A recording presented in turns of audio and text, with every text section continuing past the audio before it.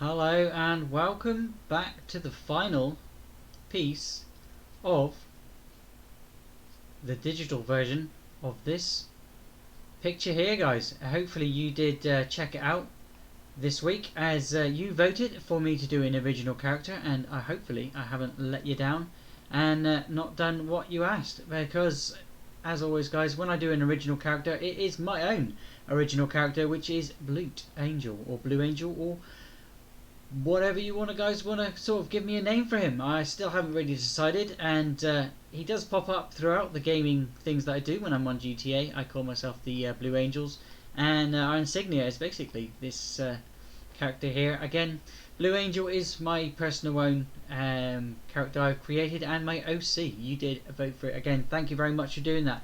This should be coming out on this last Sunday of the week, or that with this picture should have been created. If you are watching it on that day, thank you very much, because this is not live, this is recorded. So if you have any comments, please leave them down below on what you thought the difference between the paper to the digital version. As today we're going to put some textures in. Going to be using the digital tools. I've already picked a few of my own personal favourite from the list. I'm just going to adjust the screen a little bit so you can see where I'm picking and what I'm picking it from. So bear with me, if you'll let me. There we go. So let's readjust that so you can see where I'm talking about over in the side here. In the last video we did the importance on how which layers are what, and why to have different layers, so go and check that video out for those. But today we're going to be adding more layers to this, and putting some shading in, again using the texture tools here, which are in a whole array of different tools you have, but we'll be using the texture tools. We've used Sketch in the past, and my sort of general favourite is digital, really. It's got everything you should need for getting started and getting what you need to do. Again, guys, if you want to get this app for yourself, it is called Krate, Krate. No. Krate. No, wait, what? I'm looking up here, sorry guys, that's put me off. Krate, Krita. It's definitely worth checking out, and if I haven't left a link in the comment section down below, then come over to Instagram, let me know in the comment section down below. My name's Blut084, BLUT084, Art and Games. I'm here every single day on YouTube, occasionally on Mixer, but every day and night over on Instagram.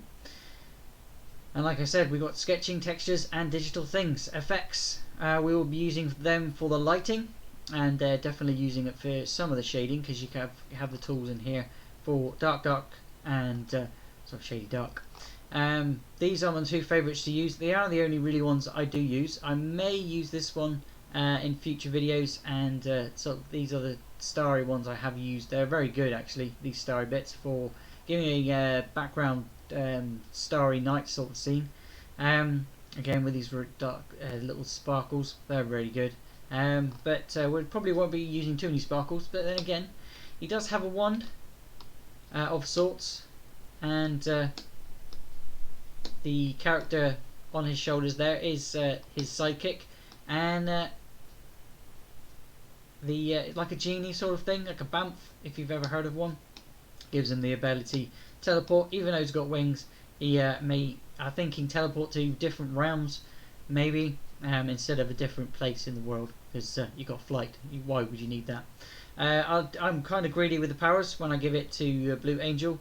His power set will be posted probably with this final picture over on Instagram, just to sort of give a finalised picture, just so I know where I'm going with this character, as I do want to make this into something, at least something maybe just on a t-shirt, or just on a mugs, or just something printed instead of a comic book, because I really don't understand how to format one of those to the degree. I've made a couple in the back, but yeah, we'll leave those for you to check out. Let's get on with this one, and as always we'll be listening to some Comic Storian, so when I'm not talking, which as you can see, it does hinder me to getting on what I want to get on doing.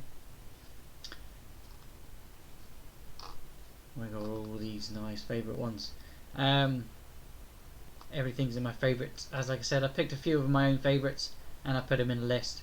It's very good to do that because then you don't lose the brush, because there's so many brushes that you do forget. I want to put some on the beard here, so let's get that playlist in the background going, and I'll get on with some shading.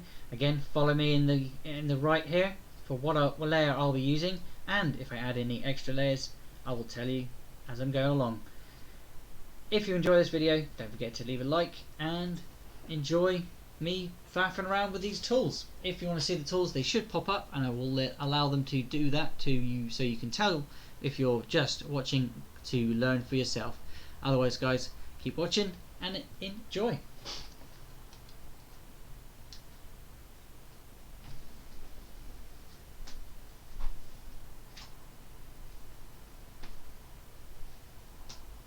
At about 2 p.m. Eastern. You may notice my two guests on this episode are not the usual two guests. Yeah, that's right. That's not right at all. No. We guys look like brothers. I want to. Oh, we do look. Are you brothers? No, all three of us. Look. Well, you all grow a beard out. Get in here. You're in here. You're part of the brotherhood too, man. Hey, what's up? It's Benny and Bros. Benny and Bros. The weird younger brother, like the third brother that got all the bad genes. He got the shortness. He didn't get the like the bad hair. So you guys may remember them from a previous episode, but this is Greg Miller and Nick. Whoa, you're Scarpino, baby. I was gonna say Shapiro, and I'm like, very close. Close. I remember the S, and I wanted to say Shapiro, and I was like, that can't be that. Close enough, though. Close enough. The fact that I had an idea, it can't be the right name. You got the ballpark. That's fine. That's all that matters. They're from Kinda Funny, and where can they find Kinda Funny? YouTube.com/kindafunny. Or youtube.com/kindafunnygames. If you like game stuff, yeah. There's a reference image that I used at the very beginning of the digital version guide. Definitely check them out in the other videos. Patreons too. Why don't we throw out our Twitters too? Goddamn links. Do we curse on the show? Is Dame okay? Dame's okay. Well, it's not dropping any F-bombs. Put God and a Dame together, and it's sacrilege, sir. That's when he comes down. Big man. Stay Puft Marshmallow Cup. That is Manone. So, I think I told you briefly this, because you brought up the beard.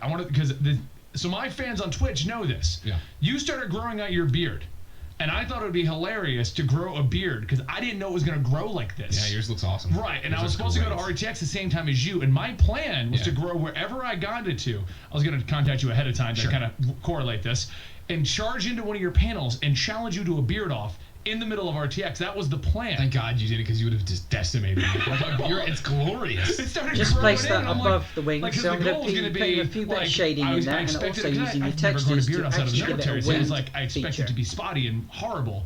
And I was gonna show up, and I was like, I'll probably have to take a fall or something, because I'm sure Greg's growing his real, and mine's gonna look horrendous, and I'll just take it down. And then it grew in, and I'm like, well, we're gonna call that off. Awesome. Like, I don't want a chance of losing this. So do you shape it yourself? Like, what do you? Or do I trim the sides down so it doesn't go like this. Yeah. And then I kind of give it like an evil gnome look. See, I like that. Yeah, I like the angular triangle stuff you have in the front. I need to work on that. I cannot get mine to grow downward. It curls in and then gets puffy on the sides. Yeah, no, mine just keeps going down, and I'm happy with that. So when you have that really thick, like knotty hair, I have like.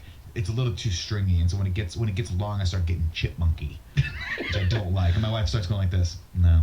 Well, that's what my wife does. She doesn't like the beard at all to begin with. To begin with, she likes how it looks. Kisses and stuff. Sure. Like, yeah. But the reason I'm saying it here on the air is because there's a show about beards. Well, we can make it a show about beards, but for the longest time, my chat has been like, "What's the verdict on the Greg Miller beard challenge?" And I'm like, I'm not going to do it. Crush me. We're not doing it. I just want to have the beard. That's all I want. You're all in shape now. You also work. You got the good hair going, baby. I just have it going. This is last July though, so I just got the beard. Yeah. Now I wouldn't even be. I'm not even in your weight class, as they say. You know what I mean? But it's always funny. I'm down here playing in the minors. And I keep telling him, I'm like, I honestly don't think Greg Miller knows, because it was just something we said on Twitch. It's not like I was blasting you on Twitter all the time. Hashtag shirts getting made. Beard off, Benny. It would be like a casual mention on Twitter, and on Twitch, and everyone was like, "Oh, what's going on with that?" Yeah. Nothing is going on with that. If you give your Twitch chat marching orders, they're gonna carry them out. You're like, I want a blood feud with somebody. Twitch chat's always the hardest of the hardcore. Yeah. Twitch chat. That's why Nick and 80 Circus can't be in the same room. That's true. We have a rivalry he does not know about. It's like me and the beard off with Greg. Exactly. We told Andy Serkis about it once. He's like, that's nice. He was lovely, Anyways, yeah. back to talking about my Planet of the That was like your reaction when I saw you last time I mentioned the beard off. Yeah. You were like, oh, yeah, okay, that's cool. That's what it is. You know what I mean? I'm Coke, you're Pepsi. You know what I mean? I'm not responding to Can you be Pepsi and I'll be Coke? No! I'd like to be RC Cola. Who's RC Cola? I'd like to be RC Cola, please. That was the coolest logo, truth be told. Yeah. Looked like the Kansas City Royal logo. I don't understand why. Back in the suburbs of Chicago, we used to go to Danny's Pizza, and we'd get a pizza every Friday as a family. And when you ordered a large pizza, they would just give you a 2-liter of RC Cola. They had to give it away. I know they did, but nobody else wanted it. Nobody wants RC Cola. Who funds RC Cola? RC cars, I guess. You know what I mean? You gotta keep it going. So to bring our happy-go-lucky discussion down, let's talk about killing characters in pop culture. So, for anybody who's watching this, Marvel stated recently, the editor-in-chief came out and said that they will no longer kill any characters for the sake of selling an issue. I don't believe that at all. No. I personally think that they're just saying that so they can kill someone, and we're not going to assume he's coming back in a month or two. So what was the whole, where did this come from? Was it a Comic-Con panel? I don't know, it was CBR.com was posting it, okay. And so I clicked it, and it was like, recommended by like 5 other sites. Sure, okay. So I'm assuming he said it somewhere. And so the idea is that they won't kill him just to sell the issue. If they kill somebody, they're dead. Right, and that was where they had gone into, and I couldn't find out where he even said this. It was one of those deals where I think somebody actually reported it real. Yeah. And then I don't know about you guys in the gaming news, but in the comic, gaming news is on lock. They're on lock, always perfect with their sources. Yeah. Comic news is like, well, the other website got it. Exactly. It's like a copy of a copy of a copy of a copy. Like, I don't know where this came from. Why is he saying it? So, I wanted to talk to you guys about killing characters. Of course. Now you both read comics, right?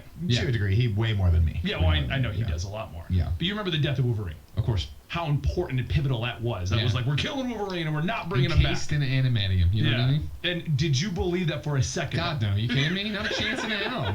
That we're way past the point of believing that, right? Because I remember growing up, it was Bucky, Jason Todd. They're never coming back. Huh? Uncle Ben. Yeah, exactly, right? Of like, if these people die, they're it, and that's the end of it. But I mean, it starts with like, it happened before, obviously, but really, like the death and return of Superman, right? Like that was the one that took Superman from not obscurity, everybody knows who Superman is, but his comics were tanking and nobody cared. Yeah. And suddenly, like even me, a huge Superman fan, that's what brought me back to getting, Man of Steel and getting Superman, getting action every week. And it was that I thought the lead up of Doomsday was so cool. The Death was so cool. Funeral for a Friend was so cool. Return was so cool. Like, then I was on lock, and I had read so much that now I was there. And that's literally what Marvel, DC, and even Image to an extent, right?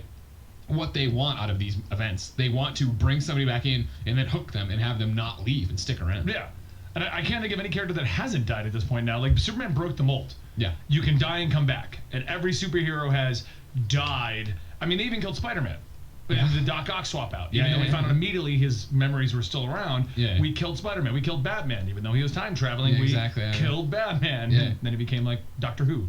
Well, that's why, like Ultimate Spider-Man, right? Like the Ultimate comics were doing it so well, right? Yeah. Like, cool. Peter Parker, Spider-Man is dead. Right. Here's Miles Morales. Here's him being inspired. And it was like this. What a refreshing, cool idea that like something can end and inspire something just as cool, if not more cool, depending on who you are, right? And now you look at Miles being such a huge deal. Right. But at the same time, do you like there being one world where Peter doesn't ever come back or ever exist? Yes, because there's enough worlds where he does. But here's the sad part. You probably weren't tracking at this point. Peter came back in that universe. God damn it, did he really? He did at the very ending. The very ending of the Ultimate Universe, they brought him back, and it was like some lame excuse like the Goblin Serum revived him from the dead and Green Goblin, and they're going to fight again. And then they closed out the whole Ultimate Universe. Yeah, no, I didn't make it that far for sure, obviously. But no, I like that. I like there being a pin in things, and I like seeing these things get tinkered with, right? Like, that's the most interesting and I think underserved aspect of comics is the Elseworlds, is the what if, is hey, let's play with continuity, because the continuity gets a bad rap, and I'm very much on the Kind of Funny Comics Cast, which is our Patreon comic show. I talk all the time about like I would love to see continuity as we know it ended, where it would be that, guess what, everybody, there's not going to be a forced monthly book every month. It's not going to be forced to tie into an event. It's going to be, yes, there still is, the DC, as you know, there still is the 616. People can tell stories in that universe, but they can come out as one collected trade. They can just be one thing you pick up and get, like an Earth 1, like from DC, right? Yeah. Where you just get a great story and you're done and you put it away and years later something else comes in. people can play in that universe and do whatever they want with it, but it is this forced thing where it becomes so intimidating and so awkward, where it is like, man, I'm loving this. I love Superman. What's a great Superman book for me to read? Well, I'm never like, jump in at issue 60. You know, like even I actually hate that response because people be like, "Oh, you got to go read Killing Joke first for the Batman." I'm like, that's the worst suggestion. Yeah, because do you understand any of that impact? No, you don't understand why that's an important book, yeah, or why that matters, or why is the clown guy laughing? Okay, yeah, exactly. That's a horrible ending. You know, yeah, exactly. And so like I feel when you kill stuff or kill people in the universes and then play along and let it go, it leads to really cool stuff that again pays dividends in the long run, which is always so hard to explain, I think. Yeah. I was explaining to my wife recently. We were asking about Green Lantern, right? And I was like, oh, one of my favorites. I'm like, right. And my, for me personally, even growing up a DC kid, when I got into Green Lantern comics was Death and Return of Superman, right? Yeah. Mongol comes and destroys Coast City. How, like, in the moment, it's there fighting, doing good. And then it was like, picking up the comics afterwards of him dealing with the ramifications of his city being destroyed, him going after the Guardians, him killing every Green Lantern, Kyle becoming, and it was like, before you know it, I'm not only buying monthly Green Lantern, I'm going back and buying all the issues I ever missed from that run to get there. And so it was this rich tapestry, which is awesome for the fans who want to be invested on that level, but then terrible for the fans who are walking in to see the MCU movies or whatever DCEU movies out of like, man, that was a cool character. I want to go to a comic store. Oh my, it's on issue 62. What do I do with that? I don't want. And you can't find back issues nowadays. It's impossible. And that's always the knock against comics, right? That they're too expensive. So nobody wants to be like, oh, wait, so let's 61 comics times, just cover price of $3.99. Not understand there's a sale in Comixology or a bundle or whatever. It's actually funny because Green Lantern, I fell off of the comic train after the Clone Saga and pretty much only read Batman. It was Green Lantern that got me back into comics while deployed. Wow. I ordered the Blackest Night book. Oh, gosh. And I'm like, that was so cool. How did we get here? And I did exactly that. You start going back through the whole thing. But we're so rare, right? It's much easier to say, like, cool, I want a Superman book. Cool, here's Superman for all seasons. That's why year ones are great. Exactly. Yeah. It's an out of not context, but out of continuity Superman tale. You understand, Krypton, you understand Smallville. Here's a cool story involving all that. You're gonna love the one I just loves on your desk, The Last Night on Earth. Yeah. Because it's like an out of continuity solo Batman tale. It's amazing. And that's the thing is I want them to do more of that. Did you watch Brightburn? I haven't yet. I was supposed to, but I was traveling between things, didn't get to it. So. Love Brightburn, and it's like, man, why isn't DC? Why in Marvel actually with like the What If on Disney Plus and all that stuff that they're starting to tinker with? Yeah. Awesome, that's really exciting. But like, it's such a thing of like, yes, DC, why aren't you doing more of this? You're doing with the Joker, great, and like the DCEU universe didn't really work it out the way you wanted it to. Why not take these cool things and give cool, different takes on these stories? People understand it, and they're always kicking around the rumor of Red Sun. A great example, and I am going to go to you in a minute about your I'm enjoying the conversation. A great example actually is the Injustice universe. Oh my God! The reason I love that comic is 9 times out of 10, if someone dies, they're dead. They aren't coming back. Yeah. I guarantee. I think one person came back, and I can't even think about it, or maybe 2. Well, remember they did such a great job in it of bringing back Green Arrow, right? Yeah, they found alternate ways to bring them back because it was one timeline that could be tinkered with, and things could be permanent. Yeah, and that was what made it amazing. That's why I'm excited. I don't know if you're reading Deceased, the new Tom Taylor book. Oh yeah, because you're like, that's in a separate continuity. He can kill everyone. Yep. Oh no! Who gave Tom Taylor the toy box? And again, right? Like, what a great idea of like, and I think that was the thing for so long, especially as the video game guy. Video game tie-in comics are trash, right? Like nobody cares, and like they don't go anywhere. Now. And exactly, I remember when Injustice dropped, and I was like, I'll try this, and reading it, and it was even in the weird, it's the digital one, which nobody was taking seriously, so it was in a different format. And you start reading like, this is awesome. Yeah. And I remember then people, it totally. I think it was Kotaku, maybe Polygon. Somebody put up an article just like, if you're not reading Injustice, it is so dumb. Superman kills Lois, yada yada. And I was like, are you out of your mind? Like, and it swung the other way where people were like, no, and came on board and saw it. And like that's when, Tom Taylor, give him anything. Oh yeah. That was a good. I'm having a hard time segueing. It was such a good conversation. I mean, well, I think the easiest is like, Nick, what about you? Do you think it's okay to kill comic characters? I think I was gonna broaden it for you. Sure. Is it okay to kill generalized pop culture characters? I guess it depends on the medium, right? Like movies and TV tend to be a little bit more permanent, I think, than comics, especially since you have multiple runs of different characters happening at the same time. And I think that people are just used to it historically with comic books, like knowing that if a character is going to die, it's eventually they're going to find a fun way to bring him back. I'm of the mind that I think you should kill off characters because then you make way for some of the smaller characters to tell those stories.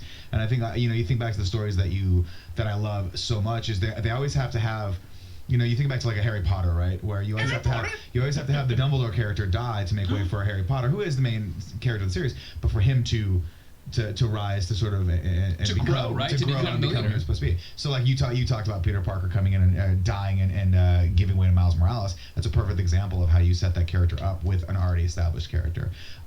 Movies are a different story though, and I think they absolutely should kill characters because for one, practically, the actors are going to die at some point, so you can't. Yeah, they're going to outage the role. We have to start getting audiences used to the fact that yes, there is going to be a different Iron Man at some point, because at a certain point, and this is the same thing that we brought up Bond earlier, I think before we started recording. But at a certain point, every Bond actor has said there's nothing compelling about a 65-year-old Bond. Right. Like you can't be like Roger Moore quit, Sean Connery quit. They all quit because they got too old for the role, and they were like, it's not cool to have this 65-year-old grandpa be trying to hit on 22-year-old girls anymore. It's just kind of skeezy. They really should tell Bruce Willis that about these latest Die Hards. God bless Bruce Willis. He's got his own problems. But no, I absolutely think they should, and I absolutely think they're doing it right in the MCU, where there is a sense of permanence in the MCU right now. Yeah, well, that's where I wanted to take this, because the Iron Man death. Yes. At this point, if you haven't seen Endgame, you at least know it happened.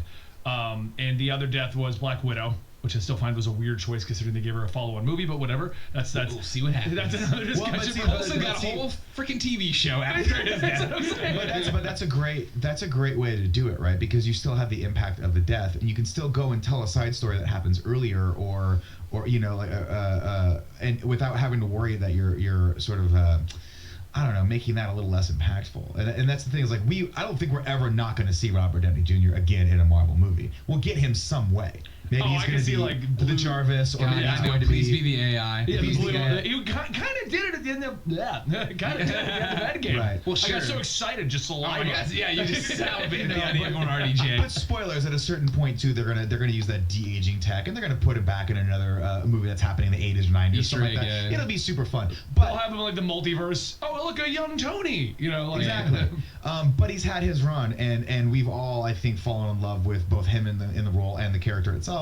And so when he dies, that's impactful.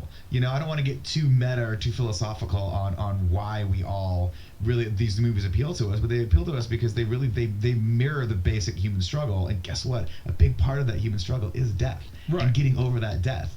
And when you have a character that you love sacrifice himself for everyone else, that's a real lesson learned for people. And if you say, oh, that character's just going to come back in the next movie, it's like, well, what the fuck are you teaching kids? I'm sorry, I apologize. You have to bleep that one out. But what are we teaching people, right? Like, no, I agree, and that's the problem with comics. Yeah. Because comics do that. There needs to be permanency. Yeah. Like the Wolverine death, he's back. Yeah. But they didn't even let him really die. We immediately got Old Man Logan. They're like, we'll just give you an older version. It'll be the same thing, but not. And that's why Tom Taylor again, right? All new Wolverine. I started. That was great. When Laura took over the mantle, that's when I started picking up Wolverine. You know what I mean? I wanted to see what they were doing. And granted, Tom is amazing, but it was such a interesting look at her character, right? Yeah. It rose her up to be one of my favorite Marvel people. When before I thought of X-23 the clone, right? That's exactly what I thought, and it was funny because this was during the exact time when all these characters were getting swapped out for legacy characters, and it caused a lot of uproar. And I was like, regardless of what the argument is on the entire legacy character versus new character argument, Laura Kinney earned her role. Yeah. You can't argue against that. Yeah. She's been by his side for years. She worked with him. He is called to the Wolverine. She earned that role. Yeah. Regardless of your argument as the reasoning behind it, that was one of my favorites because he died, she took over, and then Old Man Logan joined her. And that, exactly. And we talk about comics, death being impermanent and bringing things back. It's the same way of for me as a DC fan, how awesome it was when Dick Grayson put on the cowl, right? And you thought he actually was gonna be Batman, long term. And it was and then suddenly Batman and Robin had such a new life to it. To see Dick dealing with Damian and Damian not liking Dick, and then going back and forth, and Gordon being like, "You're not the guy." You know what I mean? I guess right off the bat. Yeah, exactly. You're not the guy. I can Different stature. Yeah. No, I mean, talking about just going back to the Logan movie, right? That. What a great fitting end for Hugh Jackman's run as Wolverine in the Fox universe. And so, great. Granted, I mean, look, there is no necessarily, nothing's 100% permanent, given that, who knows, maybe Disney might buy Fox, and good, hey, we're going to get a new Wolverine, right? And that's going to happen. But at a certain point, you're going to cast that guy, we're all going to fall in love with him, he's going to get a little old. Hugh Jackman cannot do that to his body anymore. He just cannot do it. He has to go at a certain point. So why not send him off in a very fitting way and make room for the new Wolverine. And that's why the movies, I mean, the comic movies in particular, are doing, in MCU of course, is doing such a great job of character building and character arcs, right? And like, we did MCU in review on youtube.com/kindafunny, where we watched all the movies, right, but leading up to originally not Endgame, Infinity War. Thank you. And it was like seeing him in that way, like going from like them being popcorn flicks to being like, oh my gosh, what an arc Tony Stark has had, right? Yeah. From everything Jensen taught him in the cave to where he is, where if you die, that's on me. Like him moving into that father figure role. Yeah, going from being the petulant son to to being the father and now. And to see that in Spider-Man: Homecoming, right, where he has those conversations with Peter and teaches him stuff, and you see him learning from his own mistakes, right, and what he's built into the suit based on what he's dealt with his early career as Iron Man, to get to where we are now and see when they were like, spoilers are up on Monday, right, the Russo brothers, and then they drop the Far From Home trailer, and you watch it, and it's literally Peter wrestling with it. It's like, please, in so many ways, I love Spider-Man and I love everything we've seen. I hope, beyond hope, that this actually is Uncle Ben to him. That he put on the suit and bad things happen to when you have powers and you don't do anything, bad things happen to good people. It's on you, right? He says that in Homecoming. But now, like when they see him putting on Tony's glasses, right, from Infinity War, like, is that going to be either where we get the AI into a suit of Tony, or is it going to be Tony giving one final message, hey kid, I knew you'd find these or whatever, right? And you have to remember, like, with great power comes great. Is he going to say that? Is Tony Stark going to say that, or is that just going to be something? I hope so. That would be pretty incredible. Dude, to have that I will happen. Ball in the theater if that happens. Because it first changed to like the whole Spider-Man like dynamic. Yeah, and it's always Uncle Ben. And they've done such a great job already of establishing, I'm the be a friendly neighborhood Spider-Man, right? And then like in Infinity War, well, I've thought it through. There can't be a friendly neighborhood Spider-Man if there's no neighborhood, right? But even in the trailer with Sam Jackson, he's like, I'm a friendly neighborhood Spider-Man. He's like, bitch, you been to space. Like, clearly he still needs that push. He still needs to have it explained to him from the mentor that's letting go here. Right? Yeah. And I hope beyond hope we get that one final moment. Because even after the fact, you're sitting there thinking about everything we saw in Endgame, it was that thing of, it would have been too cheesy at that moment of Tony's final words to him, being with great power come great responsibility. Well, they would have been cool too. They said Spider-Man is the closure to, I think, Phase 3, so we can go into Phase 4. Yeah, exactly. I thought that was just a marketing ploy, so we'd all go see it. And then that trailer makes you go, no, this is like the actual epilogue and everything. I can't wait. No, I know, it's going to be so good. What I like about the death for Iron Man and the death of Black Widow, though, is even if they do comic book logic and we get them back, the pace of the movies come out don't match the pace of a comic book. No. So if it does happen, you aren't going to see them for 5, 10, 15 years. It'll be very impactful, as opposed to the comic, where I think Wolverine is only down for like 3 or 4 years total. Yeah. And he wasn't even technically gone, so it's kind of whatever. Yeah, that's what's fascinating about MCU and comic movies, and as we are on this precipice of ending Phase 3 and not knowing what comes next, is it's easy and cool to sit there and be like, all right, cool, man. Anthony Mackie, right, as Cap. The Falcon is Captain America. Which they announced is happening in the show. Yeah, right. The show is about him doing that. And so it's going to be like, that's awesome. Does that sell a major motion picture anymore? I don't, and I don't get me wrong, I love Falcon and stuff. Yeah. But I'm like, is there going to be, I remember when, it would have been Winter Soldier, right, ended, and Cap does the Avengers, and they cut. Is that Winter Soldier, right? And I remember looking out at that group of Avengers being like, I wasn't sold on them at the time. The Vision, Scarlet Witch. Yeah. I can't remember who else was on that team. Yeah, exactly. Well, and Falcon was. And it's just like Falcon was there. We're in a different spot now for sure in terms of how much we care and love these characters, and also what the mainstream is. Because again, like when we were going into Endgame and then coming out of Endgame, I was like, Endgame was the most comic book movie I've ever seen in my life, and everyone in that theater got it. We went. We watched on opening night, and then the next day I flew to Chicago. Went out with my cousins who are adults with real life and don't watch YouTube or anything, and they knew she bawled, my cousin, when Iron Man died. Right? It's like, you're a teacher. Like, this isn't like your life, but like everybody gets it in that way of what does it look like when it's not this cultural event anymore. It is, all right, cool. Here's the Bucky movie, and here's this thing, and here's who are these people? Aren't the main marquee players you've been used to. Are those the ones that don't perform as well, and what happens? Or is it that what we're talking about, the death of these characters, seeing them elevated means that everybody's on board?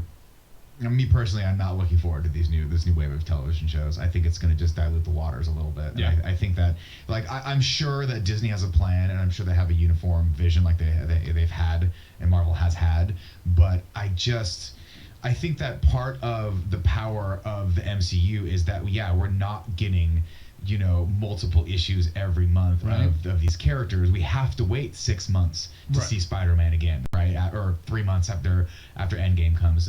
We've been there, but it's the same between Spider-Man movies, years. Years, right? And so what, 2 since the Homecoming? Yeah. That checks out. Barrett, give me a check on that. We don't get that many turns at bat with these characters, which is why every hit counts. Yeah. And that's the Let me importance tell of you, it. as a Superman fan, I'm well aware. Yeah. and that's How's that Man of Steel 2? Man, I got to figure that out. But and that's the thing. You go back to, you talk about Scarlet Witch. Not Scarlet Witch. You mean Black Widow every time with that Scarlet. I do it. I'm the one who does it on MCU all the time. Black Widow's death. If you'd have told me after Iron Man 2 that I was gonna shed a tear for Black Widow dying, I would have been like, no, I'm not. This character's a total throwaway character. They've given her nothing interesting to do. And then through 22 movies, they develop both her as a character, her relationship to Hawkeye, and their friendship, which is really the power of that scene. Right, which when we're talking about them trying to fight each other so that one of them can sacrifice their life for the other person, you believe it, and it's so well done. And when she falls, and I know there was a lot of people that were it was a very divisive fall because of the way she fell and it looked like, but I happen to like the duality of that versus everyone that sacrifices the same way. Like if you sacrifice a loved one, it's always the same because love is the same. I liked that, and man, it's so impactful, even for a character that literally could probably, and I don't mean this as an insult to Scarlett Johansson, but that character could have not existed in the MCU, and we probably wouldn't have noticed that much. I feel like she started off as guys, we need a woman on this team.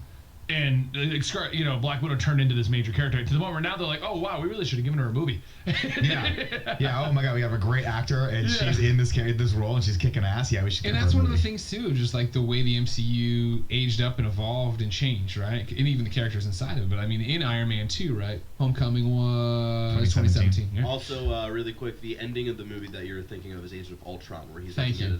Avengers. Oh yeah, because that was the second Avengers movie. That was good. Yeah, Age of Ultron for those who are watching, and everyone who's already pounding away at the comments saying we had the ending of the wrong movie. I can't believe they did not know the right movies. That's a lot of movies, but it's like when Black Widow's introduced, right? And like Tony Stark's like, I want one, and it's like, ooh, whatever. Like, that doesn't age well, but it doesn't matter because the characters and themselves aged with us and got to where they are, right? Well, Tony matured from being this sexist playboy, billionaire, chauvinist, just doing everything wrong, to be the savior of the universe. Yeah, exactly. But to get there now, and like it's actually interesting where I think even Endgame, I watching it and seeing like her, eat her peanut butter sandwich and cry, and then like get there and the sacrifice, and it makes me, even that movie, care so much more about her that I'm totally down for a prequel about her and show the. Is it just the Budapest mission? Is it going to be this? Is it? Well, they started filming in Norway, so that's all we know.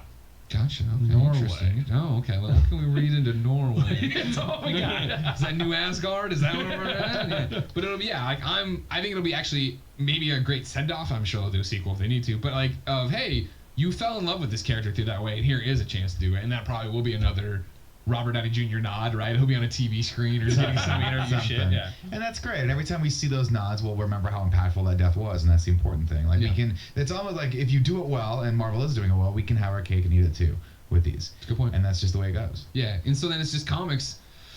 I love a good death in comics is great. Right, like when it's done well and it adds. Like I tear up at the proper death. Even though you're like, I know they're coming back, I'll be like, that's really sad. Like I'm really down. Yeah, and that's the thing. You can see it motivate people and change people, and have them step up or change their character, change their relationships with one another, and that's great. And when they come back, it can rob you of that, but usually it's still a death of a character is usually not so much about the character from there on out. It's about how it changes the dynamic of the supporting cast. Yeah. And when we see that change in the right way and come out and make cool stuff and trickle down to make a more rich universe or continuity built around them, that's awesome. Yeah. I don't mind people coming back because I don't think it then robs it of it, and plus it's.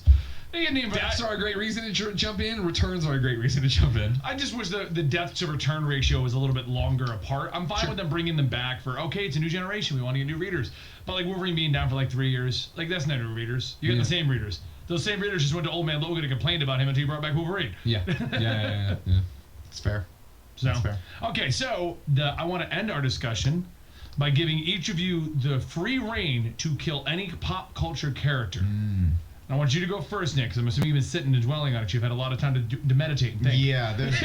There's one character. We compare. The rules are simple, just for those watching. You get to kill them permanently. They will not come back. The final ending of them. Mine's a little bit of a cheat. Yeah, how are you going to cheat? I'm already cheating. The last time I had you on here, you were cheating. I know. Well, welcome to the next this is a fictional universe that we're all living in. No, I want them to kill off James Bond. I do. And I want them to kill off James Bond, just like a lot of people. There's a lot of people that have speculated that Bond, the title of Bond, is kind of a code name. Yes, and that's I like how they've always sort of talked about, like, hey, we're bringing, and it's never been explicitly said in the movies. It's always been like canon-wise, it's the same Bond over and over. They're just retelling his story. But what I'd love to see is a Daniel Craig movie where, in the very beginning of the movie, he dies in a mission, and the 007 moniker is given to someone else. We get to see that process. And we get to see that process of, hey, there's only 10 00s or whatever. Or actually, I guess it would only be 9 00s in this world. This is a very special designation. So when one goes out, we have to bring out the next person, and then they have to show the whole process again of him having to do the few kills that he has to do, which we saw in Casino Royale, where they're like, to become a 00, you have to have a certain amount of confirmed kills, and then we see him get his last kill, or we see him kill a guy violently in a bathroom, and then open it up. It could be anyone. It could literally be anyone. A lot of people have said, hey, we want Idris Elba to be Bond. Yes. We want a person of color to be Bond. We want a female Bond at some point. Open it up, bring it into 2019, because I think Bond, unfortunately, is still stuck in like the late 80s, early 90s. I think Daniel Craig brought him forward a little, but I agree. Daniel Craig brought him forward, general and then they concept. took a gigantic step back with the last couple movies, because they're like, oh, no one likes these more serious movies. We got to go gadgets and all crazy stuff. Right. But what I don't like about the new Bond is what I do love about the new Mission Impossible movies is that they figured out the formula of Mission Impossible to somehow grow those movies. Like, we're in an era of movies where we're on the 5th, 6th, 7th iteration of these big franchises, and they're getting bigger. We got these people are liking them more. Like, I don't know if you saw Mission Impossible Fallout. Oh, I have. It is arguably the best Mission Impossible movie ever made. I 100% agree with you on that one. And it's amazing, right? And because Fast and the Furious did that too. Fast and Furious did that too. And they both share one important thing in common, right? They figured out, hey, you know what people like? Recurring characters, a team, a world-building experience, and a camaraderie between these actors that can only be built after 10 years of making movies. Right. And so I think we need that with the Bond franchise. I think we can't keep flipping people around. And I think they're going to try to do it with the next Bond, because it seems like they're bringing a lot of characters back, but it needs to be more of a team thing. And Bond doesn't need, like, I know Bond's always the rogue soldier, but it's not fun anymore. I mean, well, taking what you said, how do you feel about them always swapping out Batman? Ignoring the Ben Affleck situation and the fact, just going to the idea that they only did, every Batman does 3, we move on. I'm of the mind that I think we are in a world where people understand comic book movies enough that you can have multiple Batmans. And what I mean by that is you can do what Greg's always talked about, which is have the main canon Batman story that builds into Justice League. But also, let's cast a random person that's a really good actor as Batman for a one-off series or story, right? Throw him out there. He can look totally different. He doesn't have to be the stop making Batman the jacked out, steroided out dude.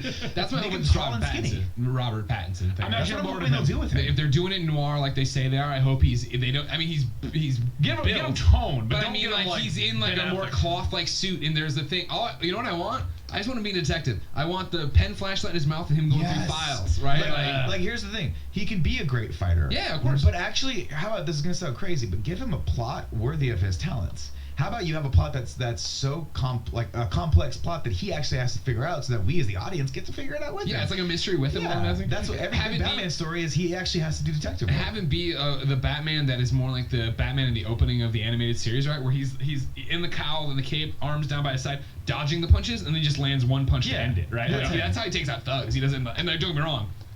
We don't need Batman scene him brawling through. That was awesome. I'm not at all saying that wasn't rad, but it's like, we've seen Bale, we've seen Affleck. Let's get something different there. Yeah. We've also seen Clooney.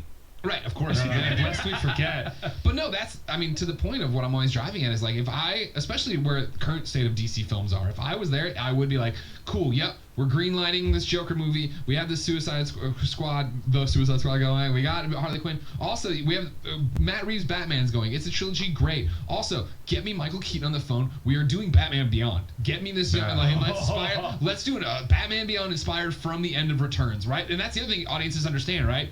there's a new Terminator coming, and it picks up right after T2. Forget everything you know. We get Got it. We're good. We're all Is set. that where that one takes place? Yeah. Here's the trailer. Not forget right about after, the but I mean, trailer. like, it's like, forget everything else. I thought we were going to keep some of the middle ones. No, I believe it's supposed to be a direct sequel to T2. Yeah. Huh.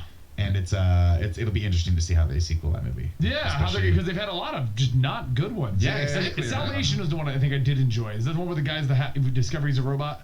Yes, that's Okay. one where That's I forget the the guy from Avatar. That's Yeah. the Sam one with Worthington. and Christian Bale as well. And Christian Bale. Yeah, I liked Directed that by one. Mick G of all people. It was actually not. It a wasn't bad the movie. greatest ever, but I did enjoy it. Yeah, They fun. brought back Yeah. young Arnold. It was dope. Yeah. But again, I think people get it. You can do a montage in the beginning to explain whatever you're doing, or obviously the press tour and the trailers are going to explain that. That's kind of what I'm hoping with the Joker movie, because Yeah. my complaint with the Joker movie looks great to me. I'm super excited about Looks it. like it's a great trailer. Yeah, Is that does. going to be a fun? Yeah, I agree. The hour trailer and a looks half? amazing. Is it a great trailer? But my problem is It's not. my problem as a comic book fan, what I like most about the Joker is no one knows his origin. Yeah. He's psychotic, and that's what makes him fun. And by giving him an origin, even if you're like it's Elseworlds, unless That's gonna there's- become yeah, for that's his people canon, origin. right? Everyone Yeah. still asks, "Isn't Jack Napier the Yeah. Joker? Yeah. And then you shoot Batman's parents. Isn't that how they're connected?" And I'm like, "No, that was in 1989." Hell yeah. We knocked that out of the park when I was 9. Okay, we figured it out with Perfect. along with Velcro. So I mean, I agree with you. They need to have some clear way to show. I mean, honestly, Yeah. I think the easiest way to do it would be you have the Elseworlds logo, right? And you start putting that on movie posters. And granted, in the beginning, nobody's going to understand what's happening. Nobody understood the MCU when it started. Yeah. You can get that. But here's my question to you guys: do people understand the MCU? No. Because you have the people who are sitting at this table, the people like us who are diehard fans, who of course go back and watch some of the movies as they come in, and they listen to podcasts, and they love being a part of this world, and they like dissecting it and all that stuff. And then you have the general mainstream population who probably just go, "Oh, there's an Iron Man movie, let's take our kids," and they don't really necessarily need to care, right? But I think they care enough. To give an example, my dad thought that the X-Men movies were part of the MCU until a month ago. But Yeah. that's My the thing mom is, did like, too, actually. Yeah. But that doesn't necessarily. I'm not saying that audiences are stupid. I'm saying that there are the hardcore fans that will get it because they'll follow the trades and they'll read every article and they'll listen to podcasts with people like us explaining it. Hey, this is a direct sequel to Batman Returns, which was the last Tim Burton movie, last Keaton movie. Like a lot of people say it's the last time Batman was good on screen. You like the Nolan films. I do. But I think they're gonna get it. And then the general movie audience is a Batman movie. Yeah, they're not going to care. They're not gonna care. Yeah, that's fair. Right? That's So fair. I think there used to be a time before. You're talking 15 years ago. Yeah, studios. I get it. You're up against a really big challenge because you have to not only educate the general population on what these movies are, but you're also talking what is a comic book movie, what is a hero, who are these people? I'm kind of familiar with Captain America. Nobody knew who Iron Man was really in the general public. Yeah. We're beyond that now. It's 20 years later. People get it. Comic book characters, everything. Just make movies. Who cares? Yeah. I mean, one of my unpopular opinions that I've toted and everyone, I still say Infinity War is a great conclusion to MCU. Yeah. Terrible movie. Explains Wow. nothing. It's just people fighting. So if you go into that movie and you have not See, seen Infinity War or Endgame? Infinity War, not Okay. Endgame, because Endgame actually set up the characters that were left. It's interesting. I've heard the opposite from people. Really? A lot of people say 'Cause I find- Endgame was just like a dumb heist film, and Infinity War was the one that had all the heart. I was like, wow. Because Infinity War to me is all about it tries to get every character in there, and to do that, we don't get any explanation. That's true. So, like my wife, she didn't get to see Black Panther. She had a lot of things going on, couldn't go see it during that when they came out, and then Fake a fan. huge chunk of that is in Black Panther. Yeah, They go to In Wakanda. She had Wakanda, no yeah. idea what any of that was, what was going on. Sure. Why was this important? It's, but I mean, again, but to their credit, you could probably go in there and be like, oh, that's interesting. I've never seen this environment before, and still enjoy the hell out of the storytelling of the She movie. did enjoy it, but the point I always make is that I think it's a terrible movie because it doesn't explain anything. It Well, just assumes you know it all. Yeah, but it's part two. I mean, the Infinity War was one. I'm sorry. Yeah. Well, that's a good point, I guess. Yeah, That's true. To your point, this dials back to comics, right? Where I hate crossover events. Yeah. Where I'm just gonna read the main, whatever, a Civil War. I'm gonna read the main, and you're reading like, what are they talking about? All this is doing is trying to, tentacle out to make me buy the tie-in, so I understand what kind of Spider getting, right? Or like any of this stuff. You're like, where did Spider-Gwen go? And what is she doing with Jessica? Like, I don't understand what's happening. So that's why That was a cool one with tie-ins, man. Exactly. That's why I loved being a part or a fan of of The Flash on CW. Because every time they do a crossover event, it would like end with The Flash. And I'm like, I'll just watch this one. I'll extrapolate that. It's the idea. Those are the ones I tune in for. I'm like, oh, cool. I'll come back for these because it's going to be 3 episodes that are all tied together and tell one story. Rather than have to hear whoever the Flash is chasing down, what Oliver's doing. Don't even get me started on CW Flash. Detective Lance. Meryl. You're gonna tell me the Arrow is Olive Queen? This guy gets punched in the face a lot. I don't know. But no, and that's what I've always said. I've been saying about Infinity War, though. I think it's a great conclusion for us. Because we're like, I know all this. This is amazing. I just think it sucks as a standalone movie. But to keep us under time, what pop culture character would you kill permanently and how? And you don't get to cheat and do guy that's gonna rotate. Oh no! Cheating. I love that idea. The idea is great, but we're supposed to kill someone. I've watched one Bond movie, the one where I thought Christmas only came once a year. Oh gosh, The World Is Not Enough. Yeah, that's the only one I ever saw. Yeah, The World Is Not Enough. And so like I have no interest in it, but that would actually be a super cool one. I think. Like if that's how it started, like all right. For me, I'd want to go back and retcon. You know well, Benny, of course. My favorite superhero is Superboy, Con-El, the clone. You know what I mean? And so I never dug how he got taken out in the whole Infinite Crisis, right? Wasn't that the one where Super? Was it? It was where Superboy Prime's back. He's punching the world. Because you're talking Con-El before Connor. No, I'm talking Con-El. Connor Kent. Okay. Oh, you're talking Superboy Prime. Okay. Well, with Superboy. Infinite Crisis. That was Supergirl's death. In Flash. That's Crisis on Infinite Earths. Yeah. Oh, you're right. Infinite Crisis. I don't think that's when it happened. I'm not confusing at all. No, not at all. Yeah, this is the problem. Let me a Final Crisis. Don't worry about that. Which event? A lot of Final Crisis C's. I don't even deny that I always mix these up. You're looking at So, anyways, though, of course, he gets taken out fighting Superboy Prime. He's able to stop Superboy Prime, kind of save the universe, kind of the multiverse thing. It was a dumb way to go out, and he didn't get to go out. Not to come back was horrible. Well, now he's back in the Bendis Wonder book, right? Yeah. So like, it's not reading that. I started it. I'm way behind on my comics. Yeah. Issues 1 and 2 were real good, and or Young Justice, right? I'm interested to see where it goes on the Wonder brand of comics. But he just got taken out like a bitch. You know what I mean? Of like, he's fighting Superboy Prime. You're right. Infinite Crisis. Yes, nailed it. Still got it. You made me doubt myself. I always confused that with Crisis on Infinite Earths because the names are so similar. Infinite Crisis, Final Crisis, Identity Crisis. Yeah. It's like, we get it, DC. We get it. All right, like the crises. Yeah, exactly. But like to go out there and it was like we talk about how deaths spurn characters forward, right? Yeah. Whether it's them or not. And like I know this is gonna sound stupid, but it was awesome. And stick with me. This is gonna be one of the stupidest things I'll ever say. But don't immediately throw in my face. It was awesome to watch Superboy lose his virginity to Wonder Girl, right? Not in the perv way, but in the way of like, oh look, nice save. Also maybe in a perv way. It was hot. Don't get me wrong, hot. But also in the way to see him grow up, right? In a lot of different ways. Of like, they had done so much good stuff with the new Teen Titans, like that book. Jeff Johns' run on Teen Titans, so good. And to see what the current take on him was, and how he interacts with Tim, and how he interacts with Bart in Wonder Girl, to then have this be, well, he's going out, we have to give him stakes and do all this different stuff, to finally have him and Wonder Girl get together in an adult way, not the XXX version, but like in an adult relationship way, and then the next morning have, her stumble into the Kent's kitchen, and Martha and Jonathan look at her and be like, all right, well, sit down. Like, you know what I mean? It was like such a cool, like, we'll have breakfast, honey. You're here with us. And it was like such a cool, like, he's not a child. He's not Superboy. He is a person. He is Connor Kent. He is a teenager owning up to it, and it is a modern version of it. And what does that look like? Blah, blah, blah. And then to immediately have it snuffed out. And it was just like, all right, cool. And then, how would you kill him then? How would I kill him? Yeah. I would want him. I think he should have died in Teen Titans, and I think he should have died with the Titans. I think that would have meant more. Fighting Superboy Prime, who's a character. Like, they explain who he is, right? All right, okay, cool. But he's been like, he's punched the universe. That's how that's how you brought back Jason Todd. You know what I mean? He punched the universe, and it went womp womp womp womp, and brought him back from the dead. Like, come on. I've always found the power levels of him cool, but he's such a convoluted character. Everyone's like, bring him back now, and I'm like, you can't. How are you going to explain him to the average comic book reader who jumped in since New 52? Yeah. You can't explain Superboy Prime. Yeah. It just doesn't work. God, Superboy's such a compelling character, too. Could you imagine if they retconned the whole DCEU and just started with a Superboy movie where Superman's been dead and they just cloned him, and that's how it started off? That'd be awesome. It's something different and cool, right? Really cool way to do it. But yeah, I'd have him die, and I'd probably have him die in Titans, and I'd have him die to Deathstroke. Deathstroke, of course, always. So with like the Titans all going down together. Exactly, right? Because do you remember when they started Teen Titans, the Jeff Johns run or whatever, and they're all fighting, and it's early on in the issues, and it's right as Impulse becomes Kid Flash, or it's the thing that'll turn him into Kid Flash. But Bart runs out, right? And I forget how Deathstroke stops him. But then he puts a shotgun to his knee, and he goes, send a message to the adults, and blows his knee apart with a shotgun. Kids shouldn't wear costumes. And it was like, then they rush Bart to the hospital, and they're operating on him, but he's healing so fast, and he's healing wrong, so they have to keep hurting him, keep breaking the knee, and keep cutting him off. And it was like, what a cool way to do it, right? What a really cool way. What a cool... I didn't get it all the way. You have to bleep that.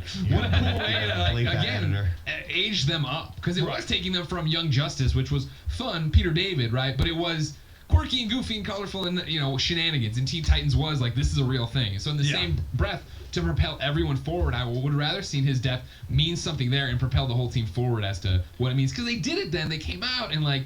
Tim really wrestled with it. Robin, he was like struggling with the death of Superboy, and like at one point he made him and Cassie kiss, and it's like, and then they wrestled with it in a cool way, but it was never in their house, if that makes sense. Right. I wanted it all in their house. I didn't like it being somewhere else and then not getting the credit or the love it deserved. No, I agree. Long answer. I mean, this is probably a topic for a totally second podcast. But one thing I've always disagreed with is the fact that the characters don't get to age and grow up and things change them permanently. Well, that's the biggest worst example is Damian. He has had so many redemptions where he's like, oh, he's finally like Batman's son, and he's redeemed, and he's gonna be a great future Batman. And then like the next issue, he's like, forget all that, I'm putting him in prison. I'm killing somebody. Yeah, I'm killing someone. Like what? Oh yeah, and even now, he has to be 13 forever. Have you seen the Bendis jump here with Jonathan Kent? Again, I'm behind on everything, but now he's like 16 or 17 or whatever. It's like, great. What does that mean for Super Sons, which is a great book? And, they now write those out of continuity. I know, right? Yeah, it's fantastic. Yeah, comic books. And I'm not against what Bendis did with the Superboy jump. No, because it's a dumb way to do it. It's a dumb way to do it. Really dumb way to do it. Really dumb way. But he said it's for a purpose of Connor's coming back and for John, who's the true son. And I'm like, that sounds like a cool comic. What are you gonna do when it's done? Because now you've aged Jonathan up, and you did it for one story arc. Yeah. So I hope you de-age him. Otherwise, whoever has Jonathan next is just going to be stuck with this awkwardly like 17-year-old Jonathan, and also have Connor, and also have Superman, and also have Supergirl, and no true Superboy anymore. Mon-El's popping back out. Rogel Zar is all over there. Zod's there. It's like, you're not the last Kryptonian by a mile. When they tried to clean that up, kill all of them. Yeah, that was fun. I mean, just do it. Like, why is Jor-El alive again? Why is Jor-El alive? And weirdly, like, scarred. I got one eye, and I'm like, oh my god. And a weird haircut. The book. He reminds me of the Hound right now. Right? No, totally. The book I would love to see someone write, based on everything we're talking about, right, would be, all right, cool. Bendis moves on or whatever. They just want a thing to deal with all this. Is a book that's just 12 issues even of Clark, Lois, and Jonathan really wrestling with what this means. Yeah. Because Bendis has done a good job of Lois or Clark breaking down when Jonathan's telling these stories and stuff. Yeah. But again, it's like he went from being 7 to 17. You missed 10 years of your son's life.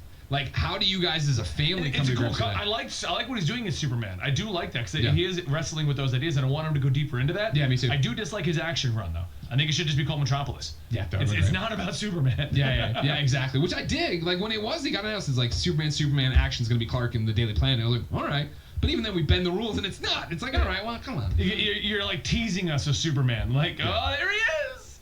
But all right, I'm gonna bring this one to a close, real quick, because I've done this type of show before with other people. The person that I would kill would be officially kill Batman.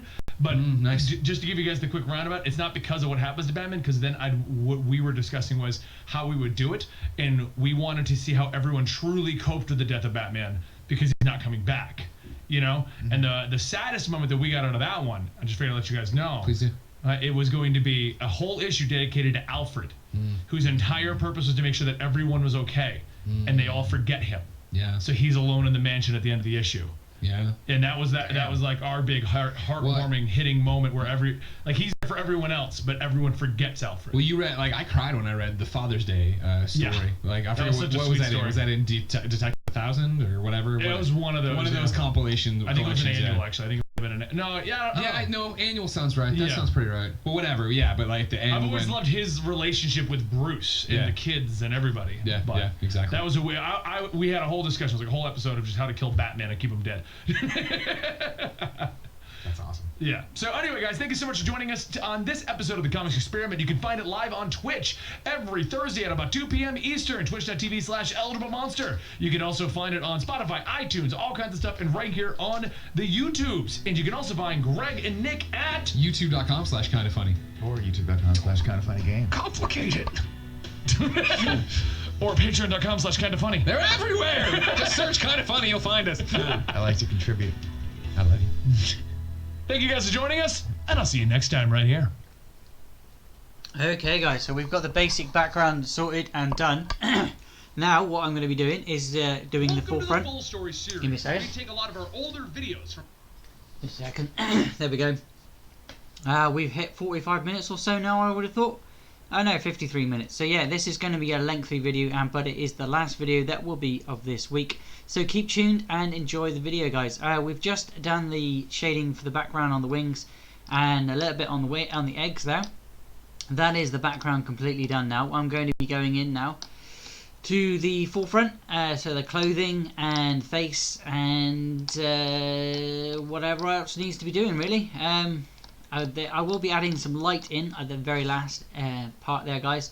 For the eyes, will be glowing, so I'll give them a glowing effect. And also, this here will be glowing itself. So if I was just to quickly... so I've got the colour clothing here, so I won't affect too much, but I will affect what I need to. So I'm going to be adding like a glow effect there. And same for the eyes. But first... I do need to do the clothing shading, because there needs to be shade before there can be light. It makes sense if you see what I mean. The clothing's already one colour, you need to put the shading in where the clothing is darker, so then when you put the light in, it makes sense to have that out. You're putting in a lot more light than you should need to, and you oversaturate with light, and it ruins the picture, which is what I found. I don't know if it's for you, but I do like to put a bit of shading to emphasize that the glow is there, sort of thing. But hopefully you like the wings. I think I'll do a little bit more to them, but I'm not sure what else, so I'm going to leave them there as they are. But I might add a little bit here for the actual bone part of the wing, if that makes any sense. But the clothing is going to be next. So we're going to leave Comic Story and Play on again. Hopefully you like that last video.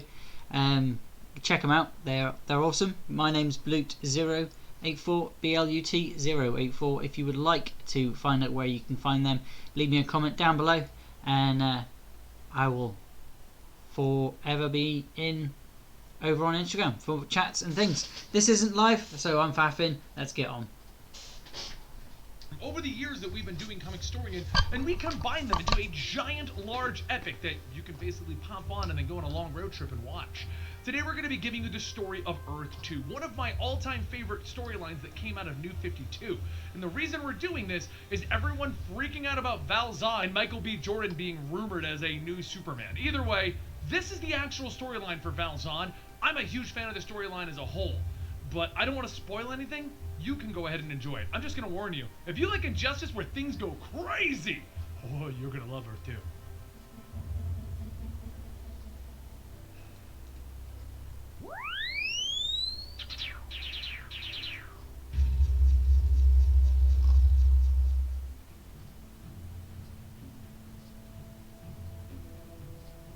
The world is almost lost. Batman, Superman, and Wonder Woman are doing their best, but we've lost so many. Parademons are everywhere, and Darkseid has gone on and invaded all of this world. And he's winning. And Batman has one final plan. With Wonder Woman, the last of the Amazons, screaming her battle cry, is Superman's mind occupied by the loss of Lois Lane. Batman scales one of the transmitting towers with Robin as his backup, and Supergirl overwatching a military unit transporting a nuke as a last-ditch effort. As Batman fires a gun through the head of a parademon, and Wonder Woman cuts the head off another, Mercury, the messenger of the gods, delivers a message. Diana, the gods joined the battle, but they have fallen. Few of us even remain, but we fight for the human race. He then leaves the area just as Superman is becoming overwhelmed by parademons, and Steppenwolf boom tubes onto the scene. Superman watches in horror, and he tries his best to warn Wonder Woman, but it's too late, as she takes a blade through her back, cutting her through the stomach. He can only watch in horror as she falls to the ground dead, and furious he shouts, "Steppenwolf, I'll kill you!" But he can't even finish the sentence, as he explodes in power. Steppenwolf smirks. No, Cal, you won't. Meanwhile, across the world, Supergirl loses contact with her cousin, and she leaves the humans with the nuke to fend for themselves as she flies off to check on her family. Sergeant Pratt tells his men to stand strong as they take out these parademons and they try to get their nuke to its destination. Back with Batman and his daughter Helena, also known as the Robin of this world, he tells her to leave him. Get away. Once he puts this virus into the tower, it will self-destruct, and he won't get away in time. With tears in her eyes, she begs her father not to leave her. She already lost her mother, Selina. Don't, Daddy. There's no don't today either. I must. Oh, my brave, wonderful soldier. Live for me. And with that, Helena screams, no! And the tower that Batman is in explodes. Supergirl flies up just as the whole event happens, and they both see a boom tube opening. Assuming that it's Steppenwolf back to battle, Supergirl and Robin fly straight into it, and they vanish into the night. All of the parademons hit the ground, and the battle was over. Darkseid's troops would no longer be able to boom tube onto this world. That was the day that this world lost its superheroes, its wonders. There aren't any left, and they've all perished in this battle with Apocalypse. 5 years have now passed, and the world will try to begin and heal. But this isn't a safe haven. This isn't the end. Our new tale begins with a man named Jay Garrick, as he watches what happens to be a falling star hit the ground. He runs over, and before him is Mercury, the messenger of the gods. Listen closely, human. I am the last of the gods. My brethren all died aiding Diana, Wonder Woman as you knew her, and defeating the hordes of Steppenwolf.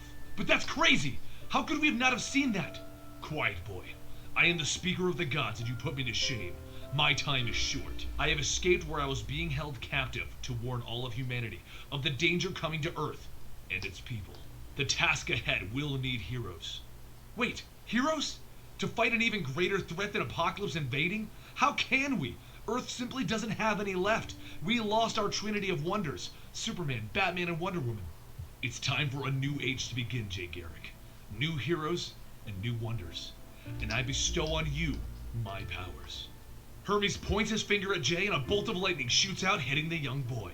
As it settles down, Jay looks in shock as he now has a full costume on him. Then, Hermes begins to die, and the World Army appears, telling Jay to stay put. But Hermes' last words to him are, "You can't trust anyone. Run!" He runs as fast as he can until he ditches the helicopter, and he ends up in the city where he happens on a couple being attacked by apoca-rats. He beats down the rats and he tells the couple in his speed, "Don't worry, I'll have you out of danger in a flash." And as he leaves, the couple wonders who that man was, because the only word that they heard was Flash. Jay keeps running around the world until he ends up in Poland, where he discovers that he has some problem stopping, and that's when he meets another new wonder. Someone introducing herself as Hawk Girl. "Are you an angel?" "Yeah, I have a hawk's cowl and mask." "No, I'm not an angel." They talk for a minute and she explains that fate showed her to him, and they'll need to team up soon, but he'll need some training first. When suddenly, all around them, everything begins to die. Meanwhile, across the world in China, a man named Alan Scott is traveling into the mountains to finally be alone with his boyfriend. He has plans to marry him, and as he holds the ring up to propose, the bullet train explodes and it crashes into the ground. Alan wakes up that night with half of his body burned and an untold number of broken bones, and tears running down his face as he calls out for Sam, his fiancée. But a green flame appears to him. "Alan Scott, you are the one. Allow me to take your pain and mend your body." "I don't care about that. Please help me find Sam. I need to find him." "I am sorry, Alan, but your lover is gone. We were only able to save you. My task was to protect you for the role that you are destined to play. An evil will soon be upon this world, which if left unchallenged will destroy all life. I am the embodiment of Earth's energy, and in truly dark times a champion is chosen." "Wait, in truly dark times you pick a champion? Why didn't you pick someone for the war with Apocalypse?" "The Earth had a champion then. They had the Sun God. Superman? Now that he is gone, I need you to stand in his stead, Alan Scott. I need you to be Earth's new defender." And with that, Alan Scott becomes the new Green Lantern. And as a way to honor Sam, the wedding ring that he was going to give him becomes his new Green Lantern ring. But if the Green has chosen its champion, so will the Gray. And Grundy has been called upon to rise. He begins to rise on the world on the lawn of the White House as he destroys it with the very essence of death. Green Lantern begins to move towards the rot. The Green is telling him where to go, while Hawkgirl grabs onto Jay Garrick and they follow the rot all the way back to Washington, D.C. As they arrive, Hawkgirl begins to blast Grundy by blowing his head up with her pistols, and Flash stops himself by running into the rubble of the White House. Hawkgirl tells him to get the civilians out of here because he isn't trained for this kind of thing yet. This could kill him. But Flash calls out to her, telling her to stop. She could die and he needs answers. She tells him not to worry, she's not dead yet. She swoops in, blasting Grundy through the chest and again in the face, but Grundy reaches out and he easily grabs her by the throat, prepared to end this little fight. That's the moment that the Green Lantern flies in and he uppercuts Grundy, ripping him in half with the green flame of Earth. No more! There's been enough death for one day. Just a wild guess, I assume you're the Green Knight he's looking for?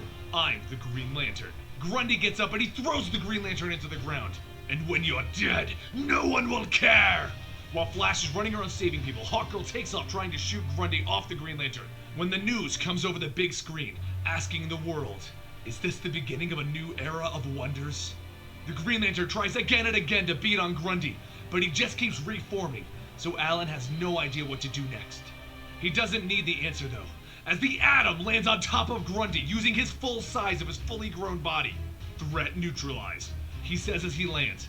Sergeant Al Pratt sees the other wonders, and Hawkgirl knows exactly what this is.